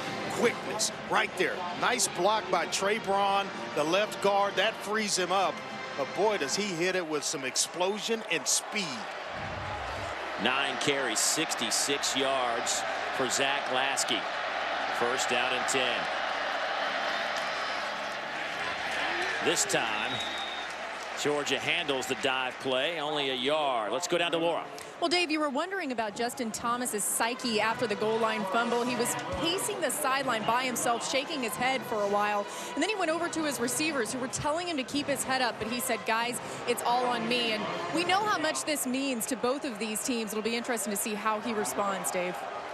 It'll be interesting because, you know, I don't think it'll shake him too bad because this offense is having success. Right.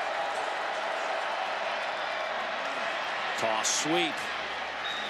That'll pick up 3.5 yards as Perkins dives inside the 40.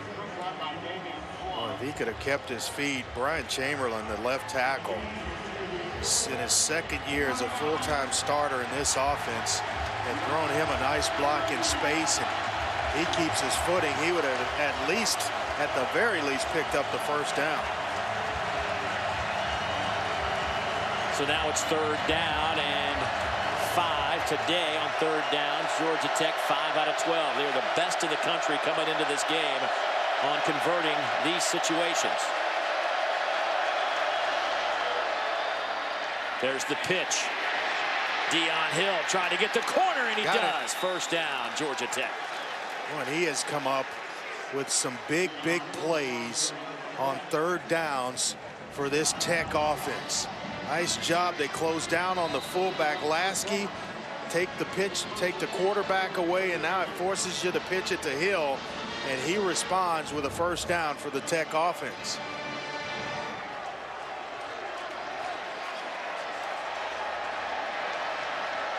First down and 10. Thomas with the pitch to Hill. Inside the 20, down to the 17-yard line, and Thomas took a major hit but got the pitch away. 17 yards. What a play. This is the type of offense that forces you to work your responsibilities. Anybody out of position, and you see right there, Swann takes one step out of position. The athletic ability of Thomas allows him to get it to Hill and picks up another first down. That's taking one for the team right there. You have pitch man responsibilities. You've got to stay out there if you're Damian Swann. First down and 10.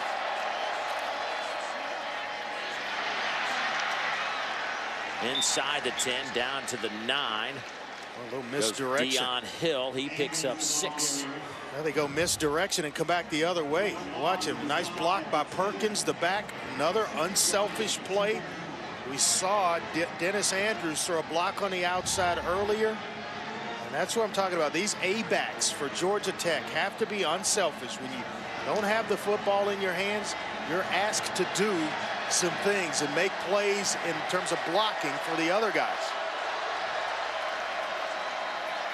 Laskey, first down. It'll be 1st and goal. Georgia Tech from the 4. Ramik Wilson in on the tackle. Now here's where you coach him up if you're Paul Johnson. Ball security. It's on everybody's mind right now. You have taken the ball and driven it down the field. We did it a drive or so ago. Now ball security. Hold on to the football.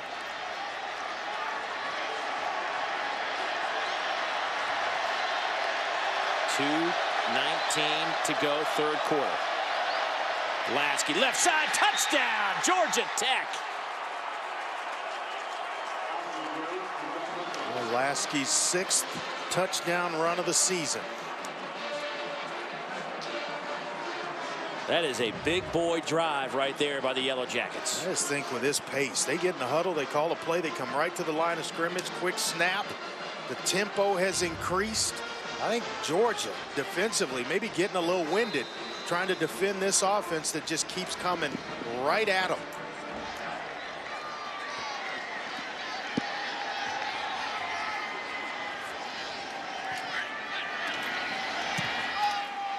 Point after is up and good, and we are tied. Another outstanding drive for Georgia Tech. This one, however, does get into the end zone. 3:52 off the clock. 8 plays, 63 yards.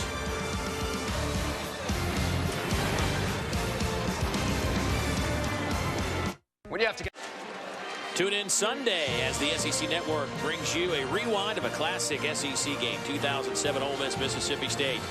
The Bulldogs stage a comeback in the 4th quarter to score 17 points and win the Egg Bowl against rival Ole Miss. SEC Rewind 2007 Ole Miss, Mississippi State, Sunday at 10 Eastern on the SEC ESPN Network. Happened to call that game. I think I know how that one turned out.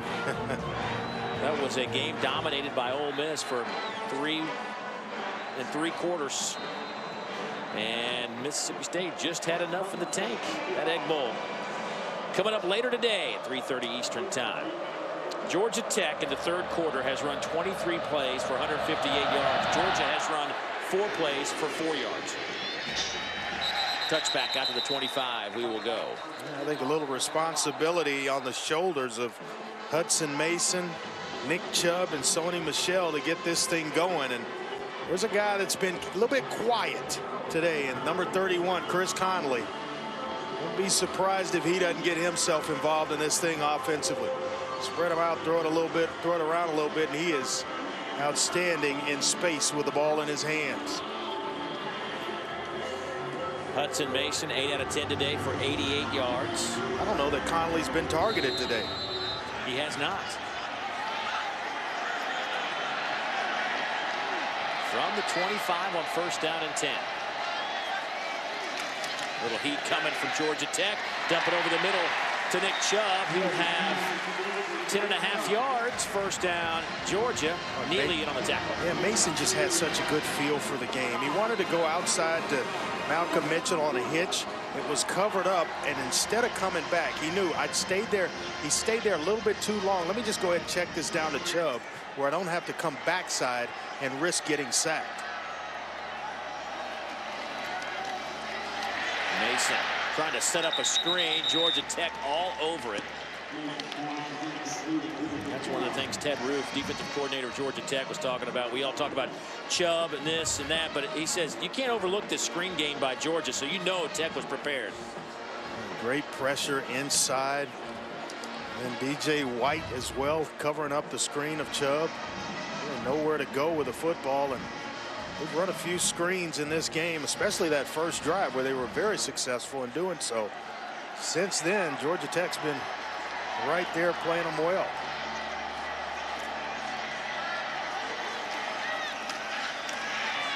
Going up top, looking deep, just out of the reach of Chris Conley. It wouldn't be long before you try to go to one of your playmakers on the outside. That's a guy that can get deep in a hurry. He's their most dependable receiver. He's got a step, and it's just thrown just over the outstretched hands of Chris Conley. Chris Milton in pretty good coverage as well. Probably one of the first times Georgia has gone deep down the field. A big third down from a momentum standpoint for Georgia.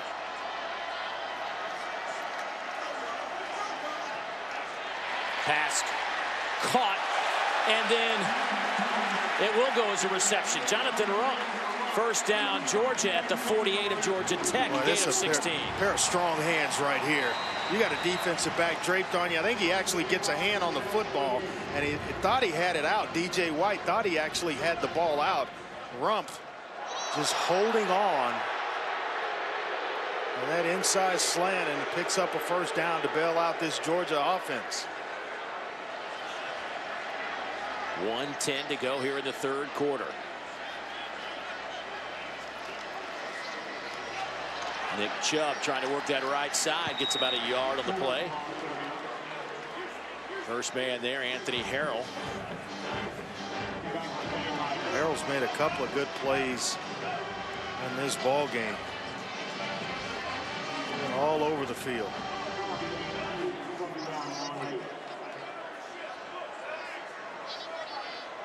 Pretty much keeping Nick Chubb in check the second half of this one.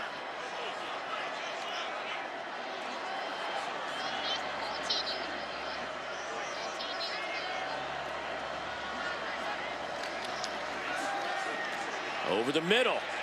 Pass is caught. Malcolm Mitchell to the 28-yard line. That's a 17-yard gain, and that is a nice catch. A nice throw. What's the anticipation of this throw? He lets it go between two defenders, a safety and a linebacker. That is well thrown with tremendous accuracy from Hutson Mason.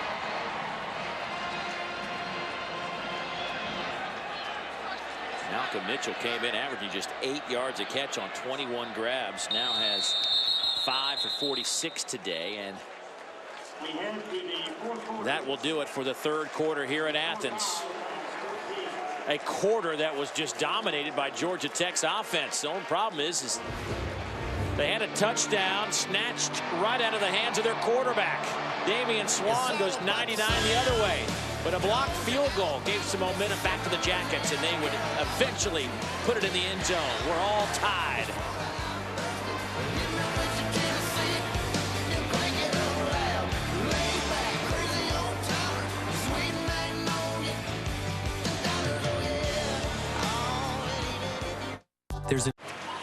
We are tied at 14 here in Athens, Georgia. A crazy third quarter where Georgia Tech had the football for 11:20 of that frame. Remember that 14-minute drive I told you about? I got to go downstairs, check with Laura. Well, Dave, Jeremy Pruitt, the defensive coordinator for Georgia, talking to each one of his seniors on defense, saying this is the fourth quarter. This is why you've worked so hard for 4 years. Don't let me down. He said, keep your eyes in the right spots and keep your hands in the right spots. We've got this. Dave? You know, Georgia certainly, Laura, disappointed in the way that Missouri ended up winning yesterday. Wildcat formation. Finish that story in just a second as Nick Chubb trying to get the edge, and he's got nowhere to run. He's knocked out of bounds.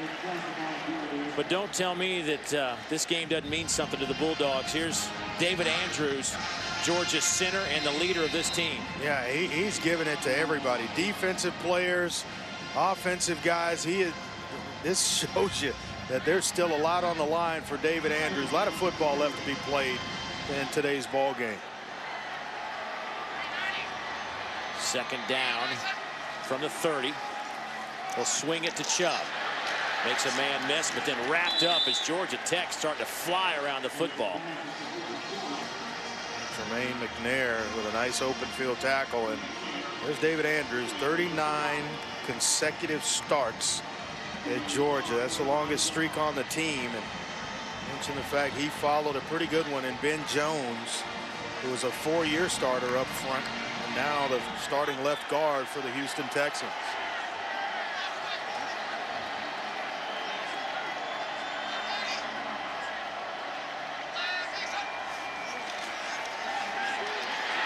Mason in trouble, dropped at the 31-yard line. Tremaine McNair with the sack, a loss of 2. He had early pressure And it comes right up the A-gap. Adam Goses right there. He forces him into the arms of McNair, but the instant pressure right in his face forces him to step up into the pocket, and then McNair finishes it off. Now a 48-yard field goal attempt from Marshall Morgan. Had it blocked from 49 earlier. They'll try the fake. Plenty of room to run. Morgan turns the corner. He's to the 10. Knocked out of bounds at the 4-yard line. Reggie Davis throws the block on Jamal Golden that sets free the kicker, Marshall Morgan. What a flip as well by the holder, Adam Erickson. It catches Morgan right in stride. Watch this, right out in front. And then a nice block by Jay Rome, the tight end, who is the guy, actually not Davis, but Jay Rome frees up Marshall Morgan for the first down. Watch 87. This is the block that allows Marshall Morgan to pick up the first down. 28-yard gain out of the eye. Nick Chubb stuffed at the line of scrimmage. The Tech needs another one of those bend but don't breaks down here. And if you're Mark Richt, Dave, you're preaching the same message that Paul Johnson preached. Hey, ball security. Hold on to the football. 3 fumbles at the 1-yard line today. 2 by Georgia, 1 by Georgia Tech. Same message being passed.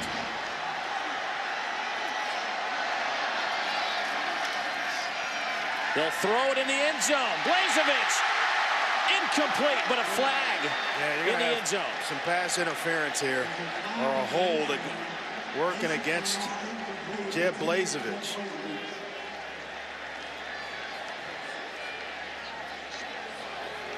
Tyler McCourty's looked like the culprit defensively.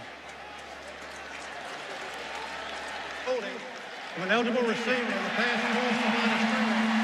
That will take the ball half the distance to the goal. Automatic first down. And Tyler McCourty, he's played an outstanding football game, but there gets caught working against one of the better young tight ends in the country in Jeb Blazevich. Excellent play fake by Hutson Mason. Drew everybody up. That gave Blazevich the room needed, but McCourty is able to knock the ball out of there. First and goal. Call sweep. Chubb trying to get the corner. Can't do it. DJ White pushes him out of bounds. A loss of a yard. He is not a big guy. 5'8", 188 pounds. 5'11", 188 pounds. But when he shows up, excellent tackler in the open field, because he's been one-on-one with Nick Chubb on a couple of occasions, and each one he has responded. Stingy defensively down here. Chubb stuffed again. Guess who comes from under the bottom of the pile? DJ White working in there. Dominique Noble in there as well. Anthony Harrell, yep, out of Tampa, getting his nose in there. It is a team effort, and that is what Ted Roof says. The strength of this defense is the strength of the team. 3rd and goal. Lofting it up, looking for Bennett, incomplete. No flags. Hey, Bennett just lost his footing and really couldn't time his jump. As he's trying to jump to make an effort to catch this ball, he just loses his footing. Watch him right here, just trying to time it, gets his feet tangled up and goes down. And Lynn Griffin right there in coverage, making it a tough throw for Hutson Mason. And once again, bend but don't break defensively for Georgia Tech. A 19-yard try. Marshall Morgan, good clean snap. Hold is good, and he will split the uprights. So Georgia picks up the 3. The drive kept alive. 28-yard fake, and Marshall Morgan picks up the first down. But Georgia Tech's defense stands tall inside the 5. 3-point game in Athens.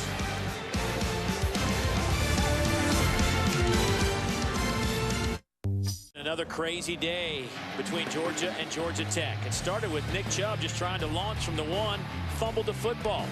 Then Georgia would answer back with a blocked field goal, get a little momentum on their side. But the end result is Sony Michel would fumble into the end zone, a touchback. Georgia Tech dodges one there. But then Georgia Tech returns the favor. Still not sure how that wasn't blown dead, but Damian Swann says, I'll take it, and go back 99 yards. Then a blocked field goal would set up Georgia Tech on a nice drive. Gotsis got that one, and the Jackets would stick it in the end zone. After that block field goal, Georgia just put 3 on the board by Marshall Morgan from 19 yards out. By the way, Andre, that fake field goal a moment ago by Marshall Morgan was the first executed fake field goal for Georgia since November of '98 against Auburn. That's how long it had been. Well, you can do that when you have an athlete that's a kicker.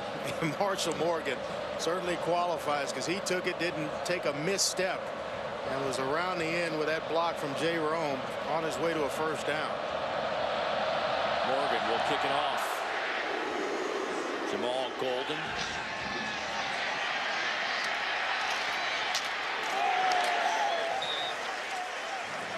Actually taken by Georgia Tech. Will have it out at the 20-yard line. Time for us to get to the studio and Peter Burns. All right, guys. Kyle Bolin in for the injured Reggie Bonifon.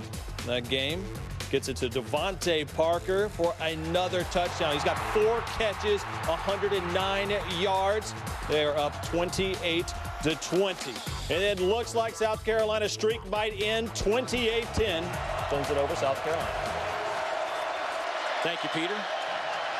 Georgia Tech at the 20-yard line, looking 1st and 10. Sinjin Days, the fullback. Fake it to him, and Thomas will keep it out to the 25-yard line. I tell you, Thomas is so good in this offense. I thought Days had the football and lost it in there for a second, and so did Georgia. And then all of a sudden they see Thomas still running on his way to about 5 yards.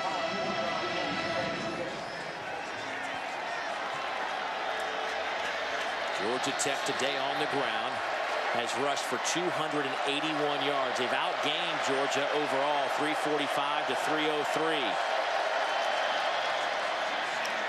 Days breaks 1 tackle, picks up the first down to the 32-yard line. Amarlo Herrera now with 14 tackles in this game. A 7-yard gain, though, as Days will limp off the field. And they've got a pretty good replacement coming in, and Zach Laskey, the other fullback, it's having a nice afternoon as well. Already a touchdown run for Laskey.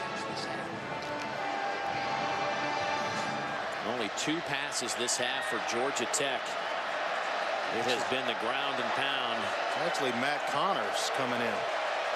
Connors had that kick return a moment ago, but they'll go the other way with Dennis Andrews, and Andrews out to the 39-yard line. That's 7 yards. Wilson makes the tackle. He now has 13 stops today. You know, you just really can't say enough about the performance of guys in space without the ball in their hands. You know, you got edge blockers and Andrews and Zenon and all these guys, Perkins, throwing blocks. That's opening it up for the ball carriers to actually gain yards. Laskey. He'll be right at the first down line. Well, I think he's going to have enough for a first down here.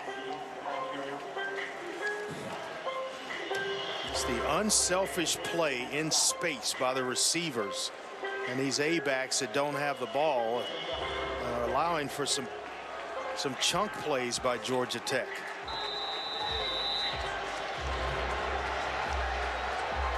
Laskey's had a big-time performance here in the second half. 7 carries, 64 yards. First down and 10. Laskey to the 45-yard line. Stop there. Ramik Wilson with another tackle. Boy, you just wonder how much this game, this offense is wearing down this Georgia defense right now. I mean, coming right at them. And we talked about the tempo change. Even though they're huddling, it's not going to be your traditional tempo. But they get in the huddle, they call it, they come right to the line of scrimmage, and you're left to really sort out where they are. By the time you do, they've already snapped the ball and they're coming at you. Thomas, there's the pitch. Deion Hill, he's to the 40-yard line. Wilson chases him down, but that's 15 more yards for the Jackets. Keep an eye on number 3. Watch the play of Dennis Andrews. Right about here, freeze it. With that block right in there with 3 is the block that really allows for Perkins to get the edge. Watch 3, that one right there, that block, freeze it. That one right in the inside is the block that allows Perkins to get outside and pick up the first down. Can't say enough about the unselfish play of guys without the football in their hands. Leonard Floyd, super talented outside linebacker, still down on the ground. Ron Corson, head of the training department here at Georgia, on his right shoulder, helping him up. 8-17. It has just been a grind for this Georgia defense here in the second half. We'll step aside for a moment. Return to Athens.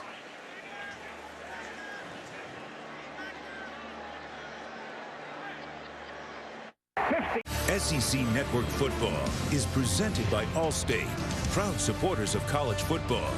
Are you in good hands?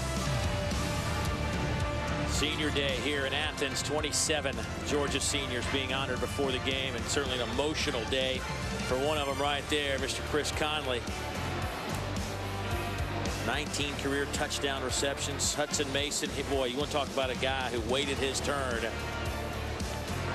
Playing behind Aaron Murray, the record-setting quarterback, now with the Kansas City Chiefs.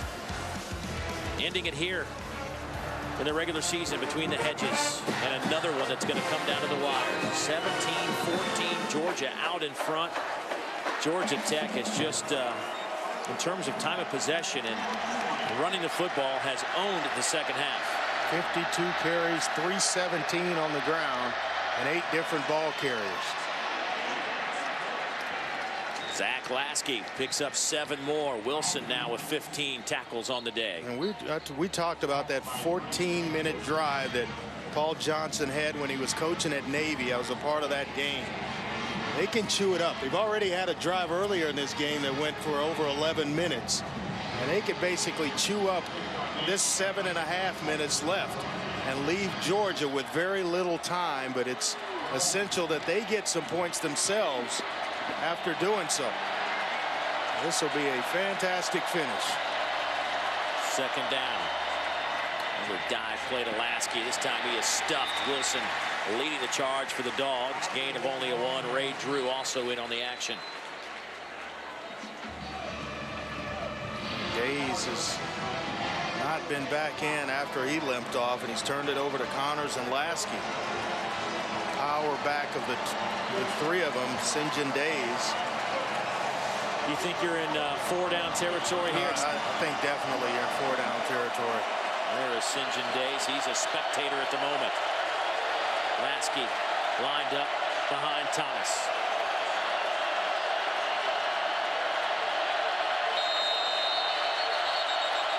Paul Johnson wants a timeout. He doesn't like whatever Justin Thomas was checking to. He didn't like it. We'll take the timeout with him. Back to Athens. Big 3rd down coming up for the Jackets.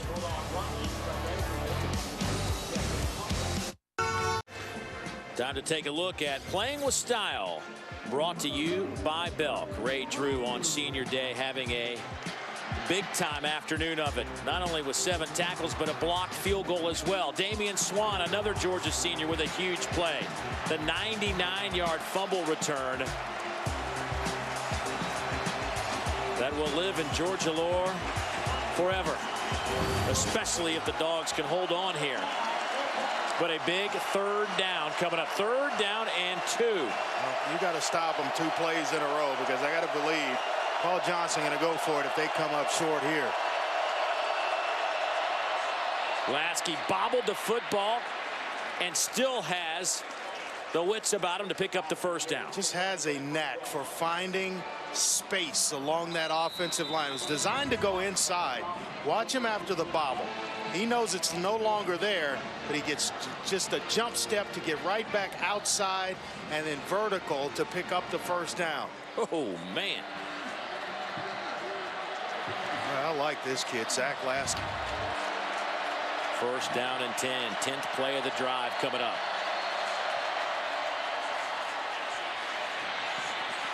Dennis Andrews near the first down marker. Inside the 20. He's down to the 18-yard line. That'll be a gain of 9. It is real close to that first down line. Once again, Perkins and Darren Waller on the outside, guys without the ball in their hands, doing work to allow Andrews to turn the corner and pick up about 9 yards. Just love the unselfish play. That's playing as a team.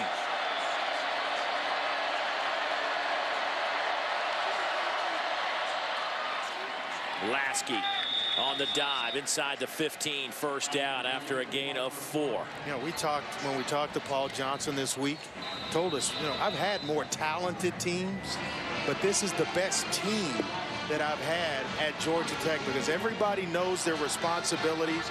They're willing to do the dirty work when they don't have the ball in their hands, and I think it's on display right before you. And this is what we talked about earlier as well, the two guys in the middle of this offensive attack, Days and Laskey.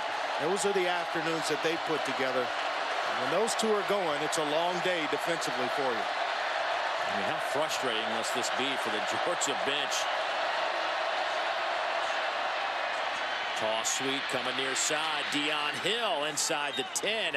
He's down to the 7-yard line. He picks up another 7 yards. Nice job by Shaq Mason, the right guard. Watch number 70. He's going to pull out and around right in here. Going to get a nice block right there on Tim Kimbrough, the linebacker, working from inside out. Wasn't a knockout block, but just enough to shield him.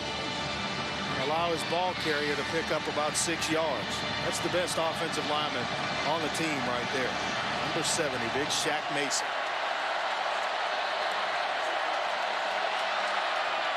Laskey right side, breaks a tackle. Touchdown, Georgia Tech from 8 yards away, and the Jackets have the lead.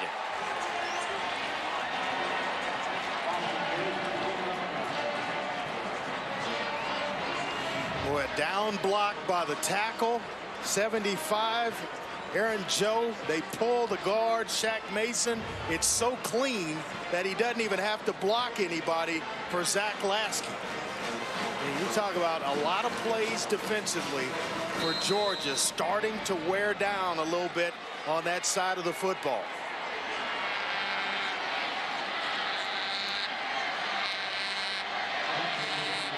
Another time-consuming drive for Georgia Tech. They just grind it down the field. Point after is good. 13 plays, 80 yards. 6:51 off the clock. Laskey with 2 touchdowns today, 7 on the season.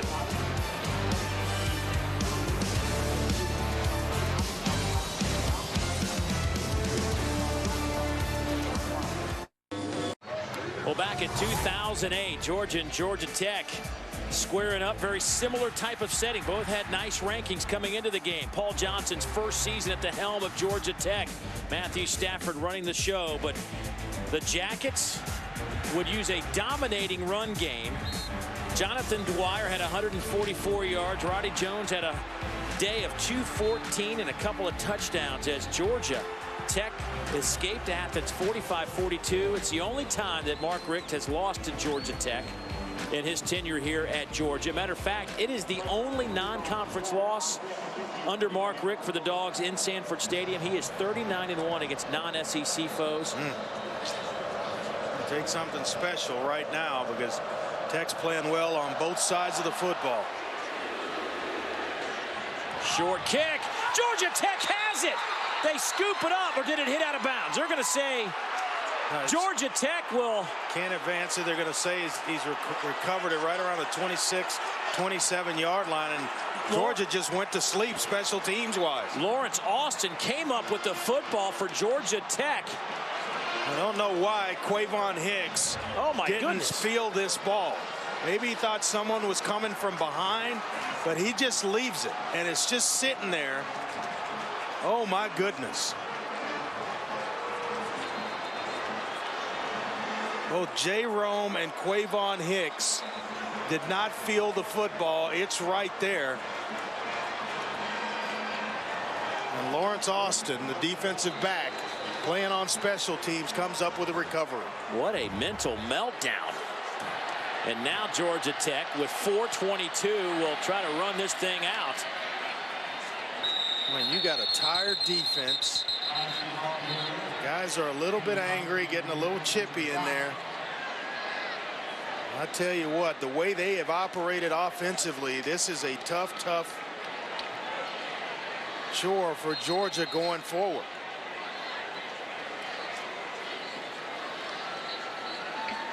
At some point here, Mark Richt's going to have to start using some of these timeouts the way Paul Johnson operates offensively, just to save himself some time. Our officials, there have been some little chip shots going on amongst these two clubs here the last couple of plays, and our officiating crew just trying to get everybody together.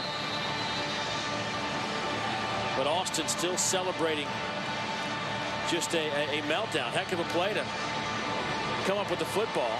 But look at the second half play selection. First of all, 37 plays for Georgia Tech here in the second half. Well, Ray Rychelski, the special teams coordinator, with that, dialing up that one. Laskey. He's inside the 20, close to the 15-yard line. 8 more yards. There he is again. I mean, when he hits it, and they're going right behind Shaq Mason. Can't say enough about the job that he's done. The 3-year starter at right guard, an All-American candidate, first team All-ACC last year, and he has the respect of everybody they play against. We talked to the Georgia coaches, and Jeremy Pruitt singled out Shaq Mason and his job along the offensive line.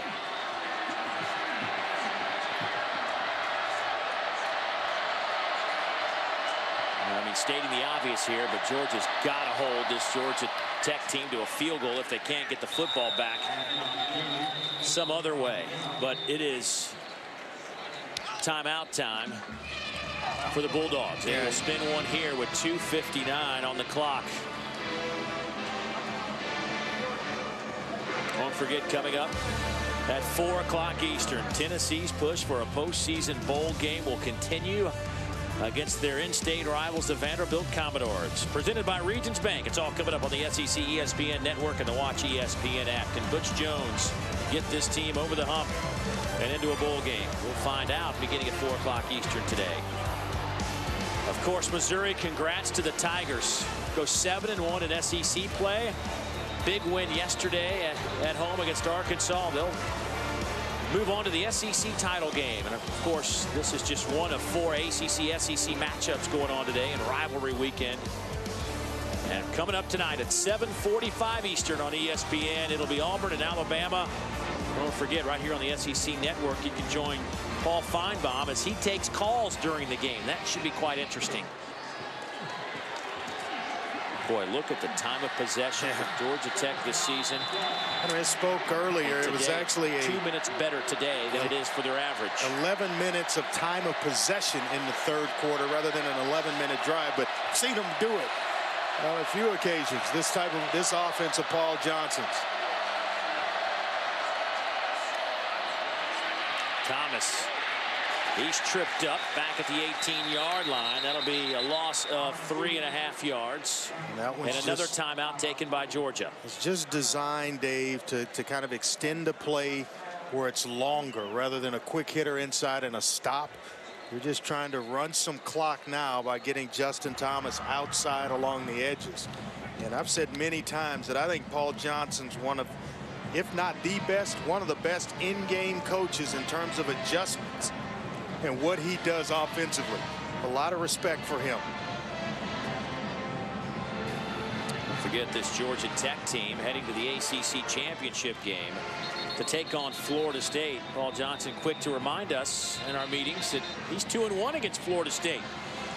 Last met back at that 2012 championship game. Florida State won that one 21-15. He was letting us know he was not going to be intimidated by the Seminoles. I went down and talked to Coach Johnson before the game today. We like to go down the field before games, and he just had that look on his face, like, you know what? I mean, I feel pretty good about where we are right now. I know something you don't know. Yeah, that kind of look. Excellent football coach right there, ladies and gentlemen. 431 on the ground, total yards for Georgia Tech on the ground. They're up to 367. Third down. Thomas lost the football. Georgia has it. Amarlo Herrera. The one thing that you couldn't have happen with 2:41 on the clock and Georgia still left with a timeout. Ball security in these types of situations, and Justin Thomas on 2 occasions has put it on the ground. Right there, he is faking the pass and really no need to. Just throw it away. There is life in Sanford Stadium for the Bulldogs. He just tried. He's trying to fake the defender into the air. Amarlo Herrera, who didn't fall for the fake because there's no receiver in that area. But oh boy, Georgia Tech defensively going to be asked. They got a tall order here. One timeout for the Bulldogs. Even in the turnover department today. Thomas had the fumble at the goal line that went back 99 yards, and now the fumble that sets up Georgia at the 31-yard line. And Hutson Mason has been in this situation before, and I'm thinking Paul Johnson may be asking the officials here, was Thomas's arm going forward? Ruling on the field was a fumble. Head coach from Georgia Tech has challenged that ruling. Previous play is under further review. Yeah, he wants to know if Justin Thomas's arm is going forward when he lost the football. It looks like based on that look, it looks like he was past the point of throwing the football. Yeah, where it had already started to regather.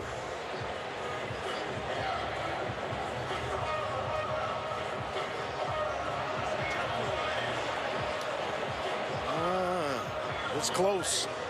I just don't see a receiver out there. Well, actually, there's Waller in that area. This would be big if it's reversed.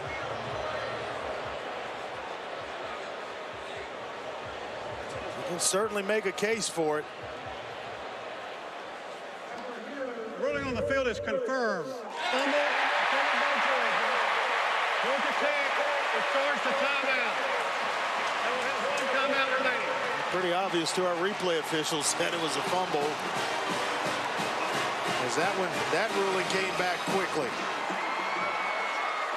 Boy, a frustrated Thomas can only watch now. Here's Georgia's offense. They have only run 19 plays in the second half. Georgia Tech over 40.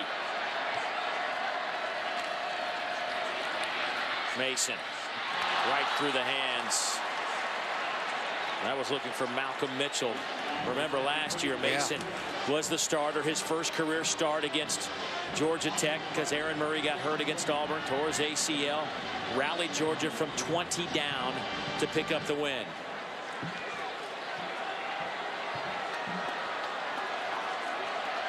In that game, he completed 22 passes for 299 yards and 2 touchdowns. Mason steps up over the middle. Pass is caught. Chris Conley with a reception, a gain of 19. And Georgia in right at midfield. Yeah, been quiet all day. The playmakers, when you need them the most, they find a way to involve themselves in a game, and that's Chris Conley. Hand it off to Sony Michel. Sony inside the 35-yard line, or 45-yard line. Give him 7.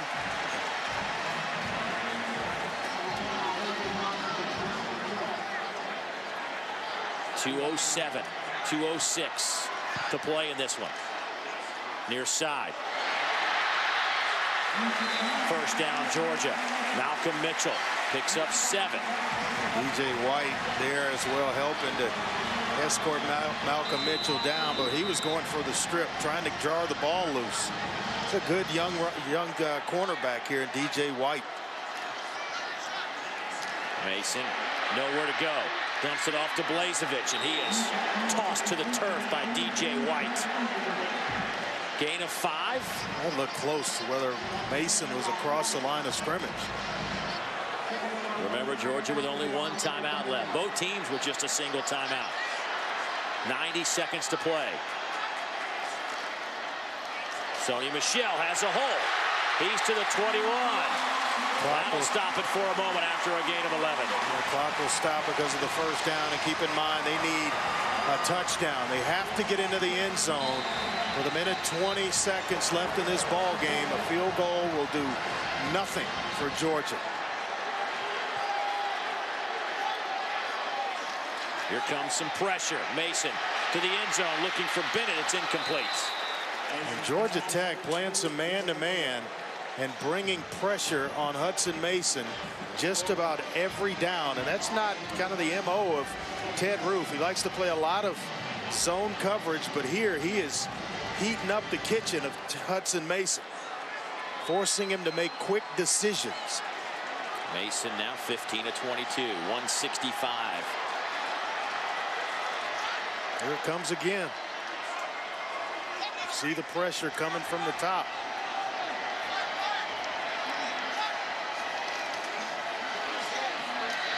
Mason hit, passes, caught. Conley down to the 5. It'll be first and goal, Georgia, under a minute to go. They still have the timeout, so there is no need to rush anything. Plenty of time for Georgia offensively.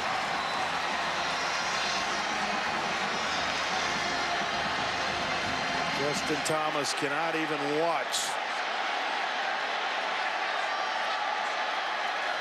Pressure again. Mason will throw it away. Souvenir for the Jackets and their fans. No, she didn't want it. She threw it right back into the field of play. If there were a Yellow Jacket throwing it, she may have kept it. But here comes the pressure from the outside. And Mason standing right in there, finding Chris Conley, who has really responded here in the fourth quarter. Thomas can't even watch. His 2 fumbles today. One resulted in a 99-yard touchdown for Georgia. We'll see how this one plays out. 10th play of the drive. Mason over the middle. Is it intercepted?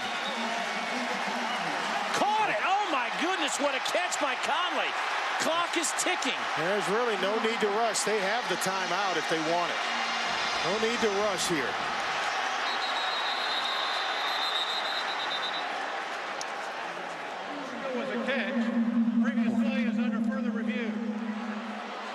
Boy, the receiver, the defender, the ball all hit at the same time. Let's see if Conley did come up with that catch. Talk about stepping up when you need it. Conley takes a blow and a shot. I don't know if that ball touched the ground, and then he reaches back to gather it. This may give us an excellent look at it. I think this is going to be an incomplete pass. Well, that's the bad news for Georgia. The good news is he'll put some time back on the clock if it is incomplete. Yeah, that ball touches the ground.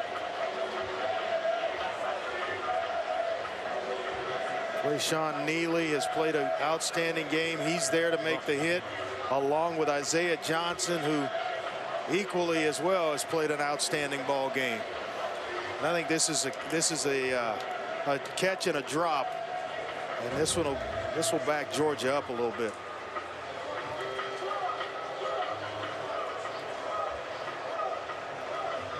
Then you have to be ready to play unless you're going to take that time out. So almost having, in case it's ruled a catch, you got to have a play called for the 2-yard line. And then if it goes back, you got to have a play ready for where it goes back to the original line of scrimmage. And there, I think it's on the ground clearly. Look at that. That is on the ground. The nose of the football touches. But now you got to reset the clock. Get the original line of scrimmage back. I think that may be what's taking a little time here to make sure that all those factors are back and in place.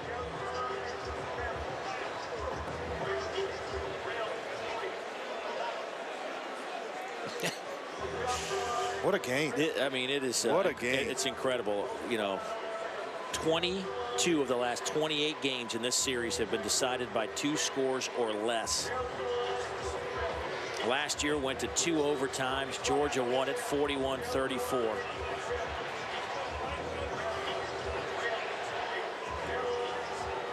And here's Matt Moore to fill us in on all the details. After further review, the ruling is the pass was incomplete. The ball may return to the 5-yard line where it will be 3rd down and goal. Please reset the game clock to 38 seconds.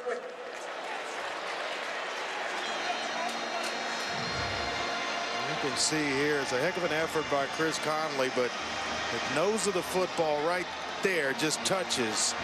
I think that is the correct call by the officials. That's the difference in 3 yards. 3rd and goal from the 5.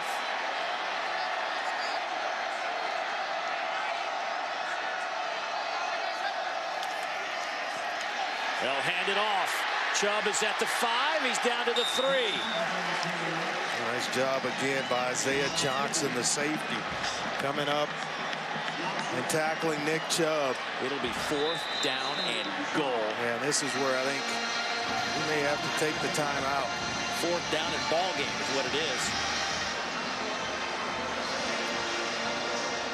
Oh my goodness. It's actually Georgia Tech that takes the timeout to make sure they have everything buttoned up defensively. Let's go back to the Thomas fumble. This is how Georgia got the football back. The Jackets were in field goal range. He just pump fakes, tries to pump Herrera into the air, and it comes out. Runner's fighting for it. That's just tough. Herrera had that fumble recovery a moment ago of the Thomas pump fake, but Herrera with 19 tackles today. This could essentially be 14 points lost on turnovers by Justin Thomas, and you hate to pin it on him, but loses the fumble going in to Damian Swann, loses the fumble there on a pump fake, and he is just hoping that his defense can hold up right now. It is 4th down and goal.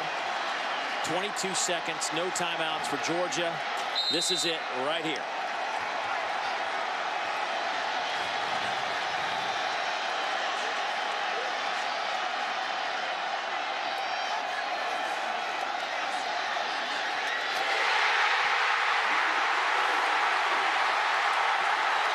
Chris Conley, touchdown, Georgia. Malcolm Mitchell, touchdown, Georgia. What a series for the Dogs.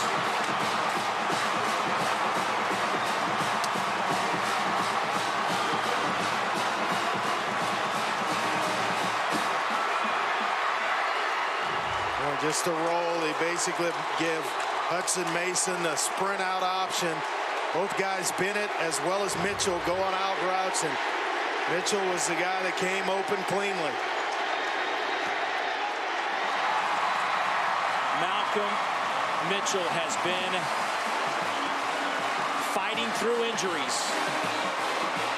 What a call by Mike Bobo as well on this drive to really march down the field, mixing the run and the pass. And there on a 4th down, he has the confidence in Hutson Mason to get it done, and he does to the junior wide receiver Malcolm Mitchell. You think about what he's been through, that young man. A couple of serious knee injuries. Last season in the opener against Clemson, blew out his knee, missed the whole year. Tried to get back this year. The day before practice, re-injured the knee and missed a bunch of time and got back about a month ago. And boy, are they glad to have Mr. Mitchell back on the field. What a story. That'll be our Capital One Cup impact performance. That's the rollout. They protected well. Chubb as well in protecting, giving Mason enough time. And what a throw and catch. Right there, delivering the football on time, because if he is just a little bit late with it, Chris Milton can make a play. But he's on time and allows the junior receiver, Malcolm Mitchell, to be the hero in this one. Boy, and a frustrated Justin Thomas. Only 18 seconds to go. Hutson Mason to Malcolm Mitchell.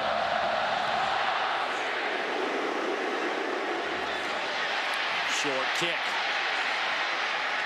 Out to the 43-yard line. Taken by Anthony Harrell.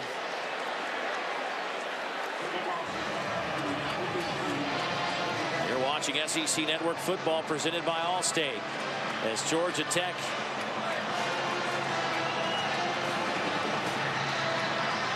with 13 seconds to go. First down and 10, but a long way to go.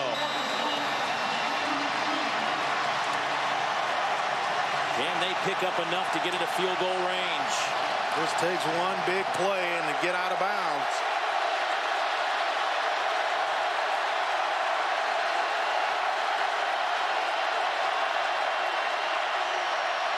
Thomas, he's going to try to run, has the first down.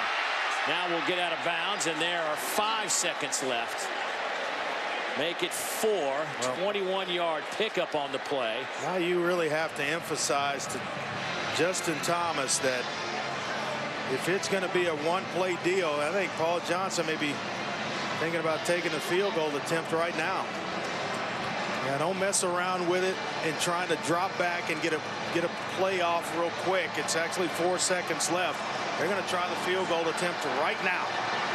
53 yards. He has missed from 51 time this year. His long on the year is 46. And Mark Richt going to make him think about it a little bit longer.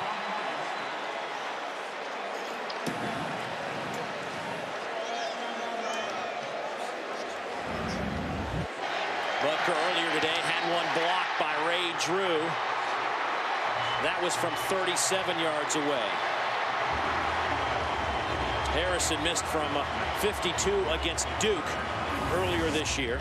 This one will be from 53. Nice scramble by Thomas to pick up the yardage to at least let him get in some field goal range. Yeah.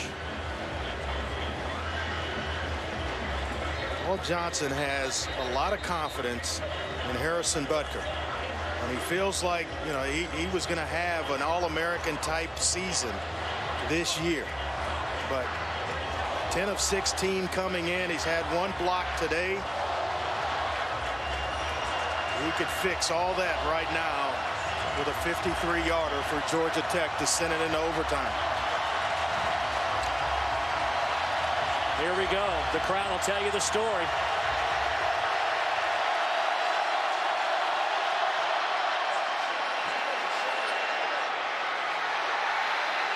He got it! 53 yards! We are headed to overtime. Oh my! What a kick by Harrison Butker. The snap was perfect, the hold was perfect, and he nails it right down the gut to send it to overtime. Oh my!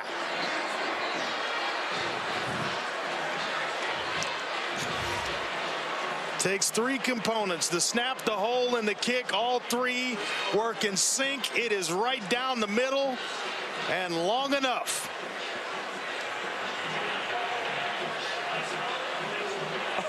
Just enough. That would have been good from 53 and a half. And we're about to see the first overtime game in the history of Sanford Stadium. Well, it's appropriate. They went to double overtime a year ago in Atlanta, GA. Yeah, we talked about just how evenly matched both these two teams were coming in. Both in the top 15 in both rushing and scoring points in the nation. And they have, this is true rivalry game right here. If there's a definition for it, well, you can just pull this one up. The happiest man in the entire state right now has to be Justin Thomas. No doubt about it. All you want is another opportunity to right a wrong.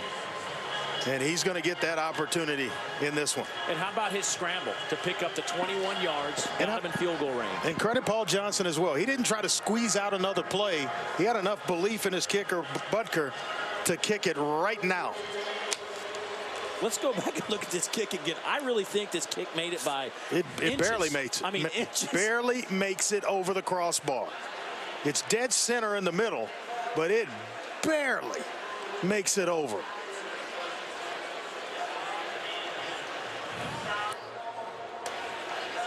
Unreal how this has played out. We've had 3 fumbles at the 1-yard line today. 2 by Georgia, 1 by Georgia Tech. We've had a couple of field goals blocked in this game. What a game. What a game. And then the pump fake by Thomas, and the ball slips out of his hand. That gives the ball back to Georgia. They take advantage and score with 18 seconds left on a pass from Hutson Mason to Malcolm Mitchell, and now we're going to overtime. Just a crazy, crazy day in Athens. 2 9-win teams. Andre, you got to go back to 1942 for the most combined wins in this series. Georgia was ranked 5th. Georgia Tech was ranked 2nd. Georgia would win that game. They'd go on to win the national title. Frank Sinkwich won the Heisman. I think Georgia wins the toss. They're going to play defense first. And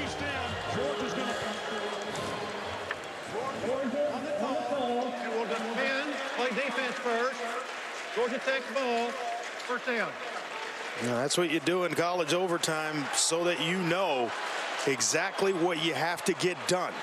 Allow Georgia Tech, if it's a field goal and you know that at least matches, get you into double overtime, or you score the touchdown and win the football game. Here's the fumble that set up Georgia for their come-from-behind drive. Hutson Mason throwing in the end zone. Malcolm Mitchell takes a shot, holds on. Georgia had the lead by 3. And then just seconds ago, Harrison Butker with the 53-yard field goal. And throw in a run of about 21 yards by Justin Thomas to get Harrison Butker into field goal range. And it was just enough. If it were 20 yards, the game would be over. Laskey, dive play again. That has been so hard for Georgia to stop today. Picks up 7. Carter with the tackle. Boy, he has been the one constant in Georgia Tech's offense throughout the afternoon. St. John Days started it, had a nice afternoon, but he gave way to Zach Laskey after he limped off, and they have not missed a beat. And that's with their playmaker on the outside as well, DeAndre Smelter, out of this ball game. Laskey cuts it to the outside. He'll have the first down at the 11. Another gain of 7. I'll tell you what, if it's not broke, don't fix it. Keep giving it to him. They're running right behind Freddie Burton, the center, the redshirt sophomore, and then the senior, and Shaq Mason, the right guard. And I keep talking about it because it's so good. Watching those two operate up front, why go away from them? 2 grown men on the offensive line for Georgia Tech. There's the pitch. Perkins, he's to the 5 and out of bounds. Dominic Sanders. When you get everybody crashing down inside. Watch everybody. Drew, Carter, they're all crashing inside. That's the tail sign for Justin Thomas to show it, pull it, and work the edges with Perkins, who's had a nice game of his own. Ball security. They can pick up a first down inside the 2. Ball sits at the 4. Handoff, Laskey. He is stuffed. Did he get enough forward progress for the first down? Ray Drew there, the first man on the spot. Let's see where the spot is. Sees Laskey put both hands on the football. Yes, you think that was talked about a little bit by Paul Johnson? In the crowded area, put both hands on the ball. He did not pick up the first down, so it'll be 3rd and short from just outside of the 2. I think field goals out of the equation right now for Paul Johnson. I think this is if he happens to come up short, they would go for it again on 4th down. With this running attack, I certainly would.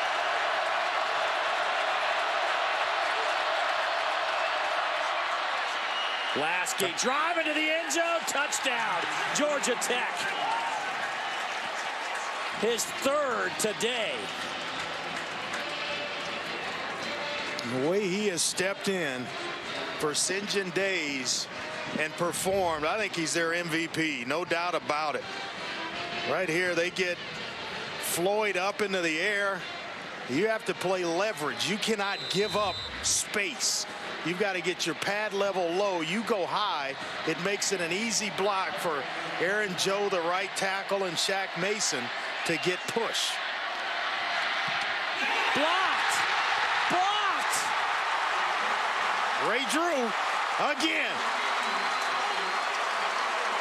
What a day for the senior out of Thomasville, Georgia. His 2nd block kick of the day, and he has 9 tackles as well. What a way to go out on in your last ball game as a senior, but Ray Drew gets pushed, and he gets it working against Shaq Mason to that side. That's just some want-to. Yep, that's just determination, not quitting on any play whatsoever in a ball game. And that could end up being the deciding factor in the ball game for Georgia. Dogs have the football at the 25-yard line. First overtime. Here's Chubb. Hit right at the 20. Boy, good lick coming from Quayshawn Neely. A gain of 5 for Nick Chubb, who has been... Nick Chubb at 117 yards at halftime, Andre. He now has 128 for the day. Yeah, he's been quiet in the second half. A lot of it's been Sony Michel getting some time, but they have really focused in on Nick Chubb here in the second half.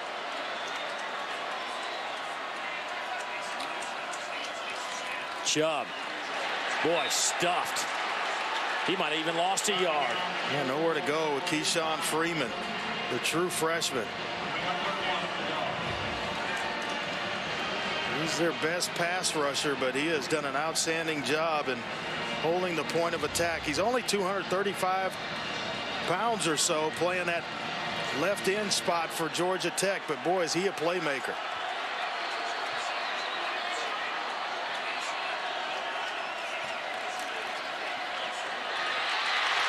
Pass caught. First down, Georgia. That one goes to Chris Conley, a gain of 10. Yeah, Chris Milton just didn't react fast enough. He's in position to make a play, but then Conley comes open, does not react up fast enough, and that's the first down that Georgia needed to keep this game going.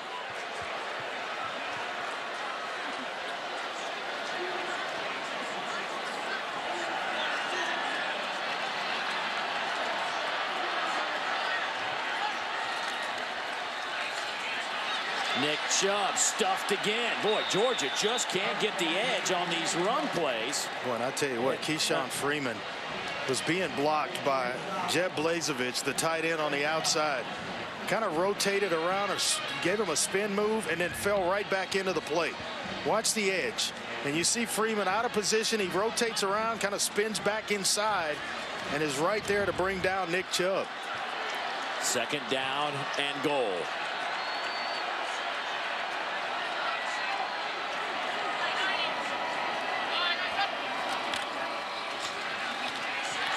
Passes intercepted. Georgia Tech wins it. DJ White with his 4th pick of the year, but the biggest one of 2014 for the Jackets. Boy, he baits Hutson Mason into this throw.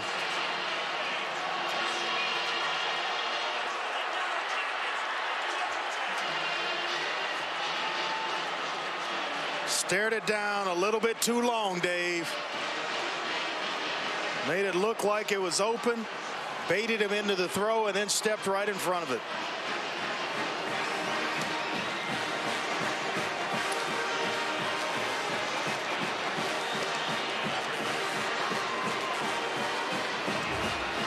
They make everyone think Nick Chubb. He steps in there.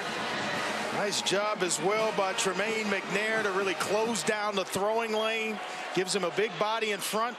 And then there, beating him to the football and getting out in front is DJ White, who has had an outstanding football game for Georgia Tech. Well, that is tough when you're trying to make that throw and you're forcing it, because McNair takes away the throwing lane, and then it made it easy for White, who had beaten Chris Connolly inside on the slant route. DJ White has been a stud defensively this year, making play after play, and he does it again. He has been their big play guy in the secondary, and none bigger than that as Georgia Tech picks up their 10th win of the season. Georgia loses for the 3rd time. My goodness, what a game in Athens. And it snaps a 4-game losing skid for Georgia Tech. They had lost 12 of 13. Their only win was back in 2008 here in Athens. As a matter of fact, it is only the 2nd non-conference loss at home for Mark Richt. He is now 39-2. As you mentioned, you know who's breathing a sigh of relief right now? Justin Thomas, because he got a second chance at it, and then his defense stepped up and made the game-winning play, or sealed this ball game with that DJ White interception. He ran the option and that attack offensively to perfection. Let's go downstairs to Laura. Thanks, Dave. Coach, always a crazy game in this rivalry, but this one probably will make some special memories for you. How about DJ White's interception there? What a play. He's done that all year. You know, I couldn't be proud of our kids. They're so resilient. They just fight back and fight back. You mentioned that resiliency. Justin Thomas, a couple of tough moments today, and his defense was able to pick him up. Did you say anything to him? Did he say anything to you there in the final moment? You just got to forget it and move on. I mean, without the two, it doesn't have to be close.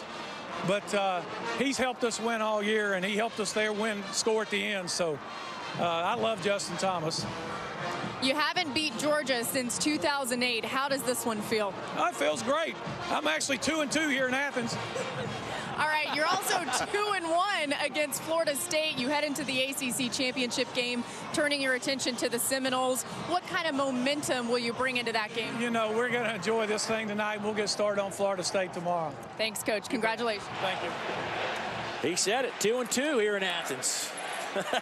With a jump. I'm proud to say it. He can take a deep breath. They're heading home winners today. What a game in Athens. Justin Thomas and company survive a thriller. 30-24 our score. Don't forget, coming up next, it's SEC Now. For Andre Ware, Laura Rutledge, the rest of our crew, I'm Dave Neal saying so long from Athens, Georgia. What a game. Just one more. Good old clean fashion hate.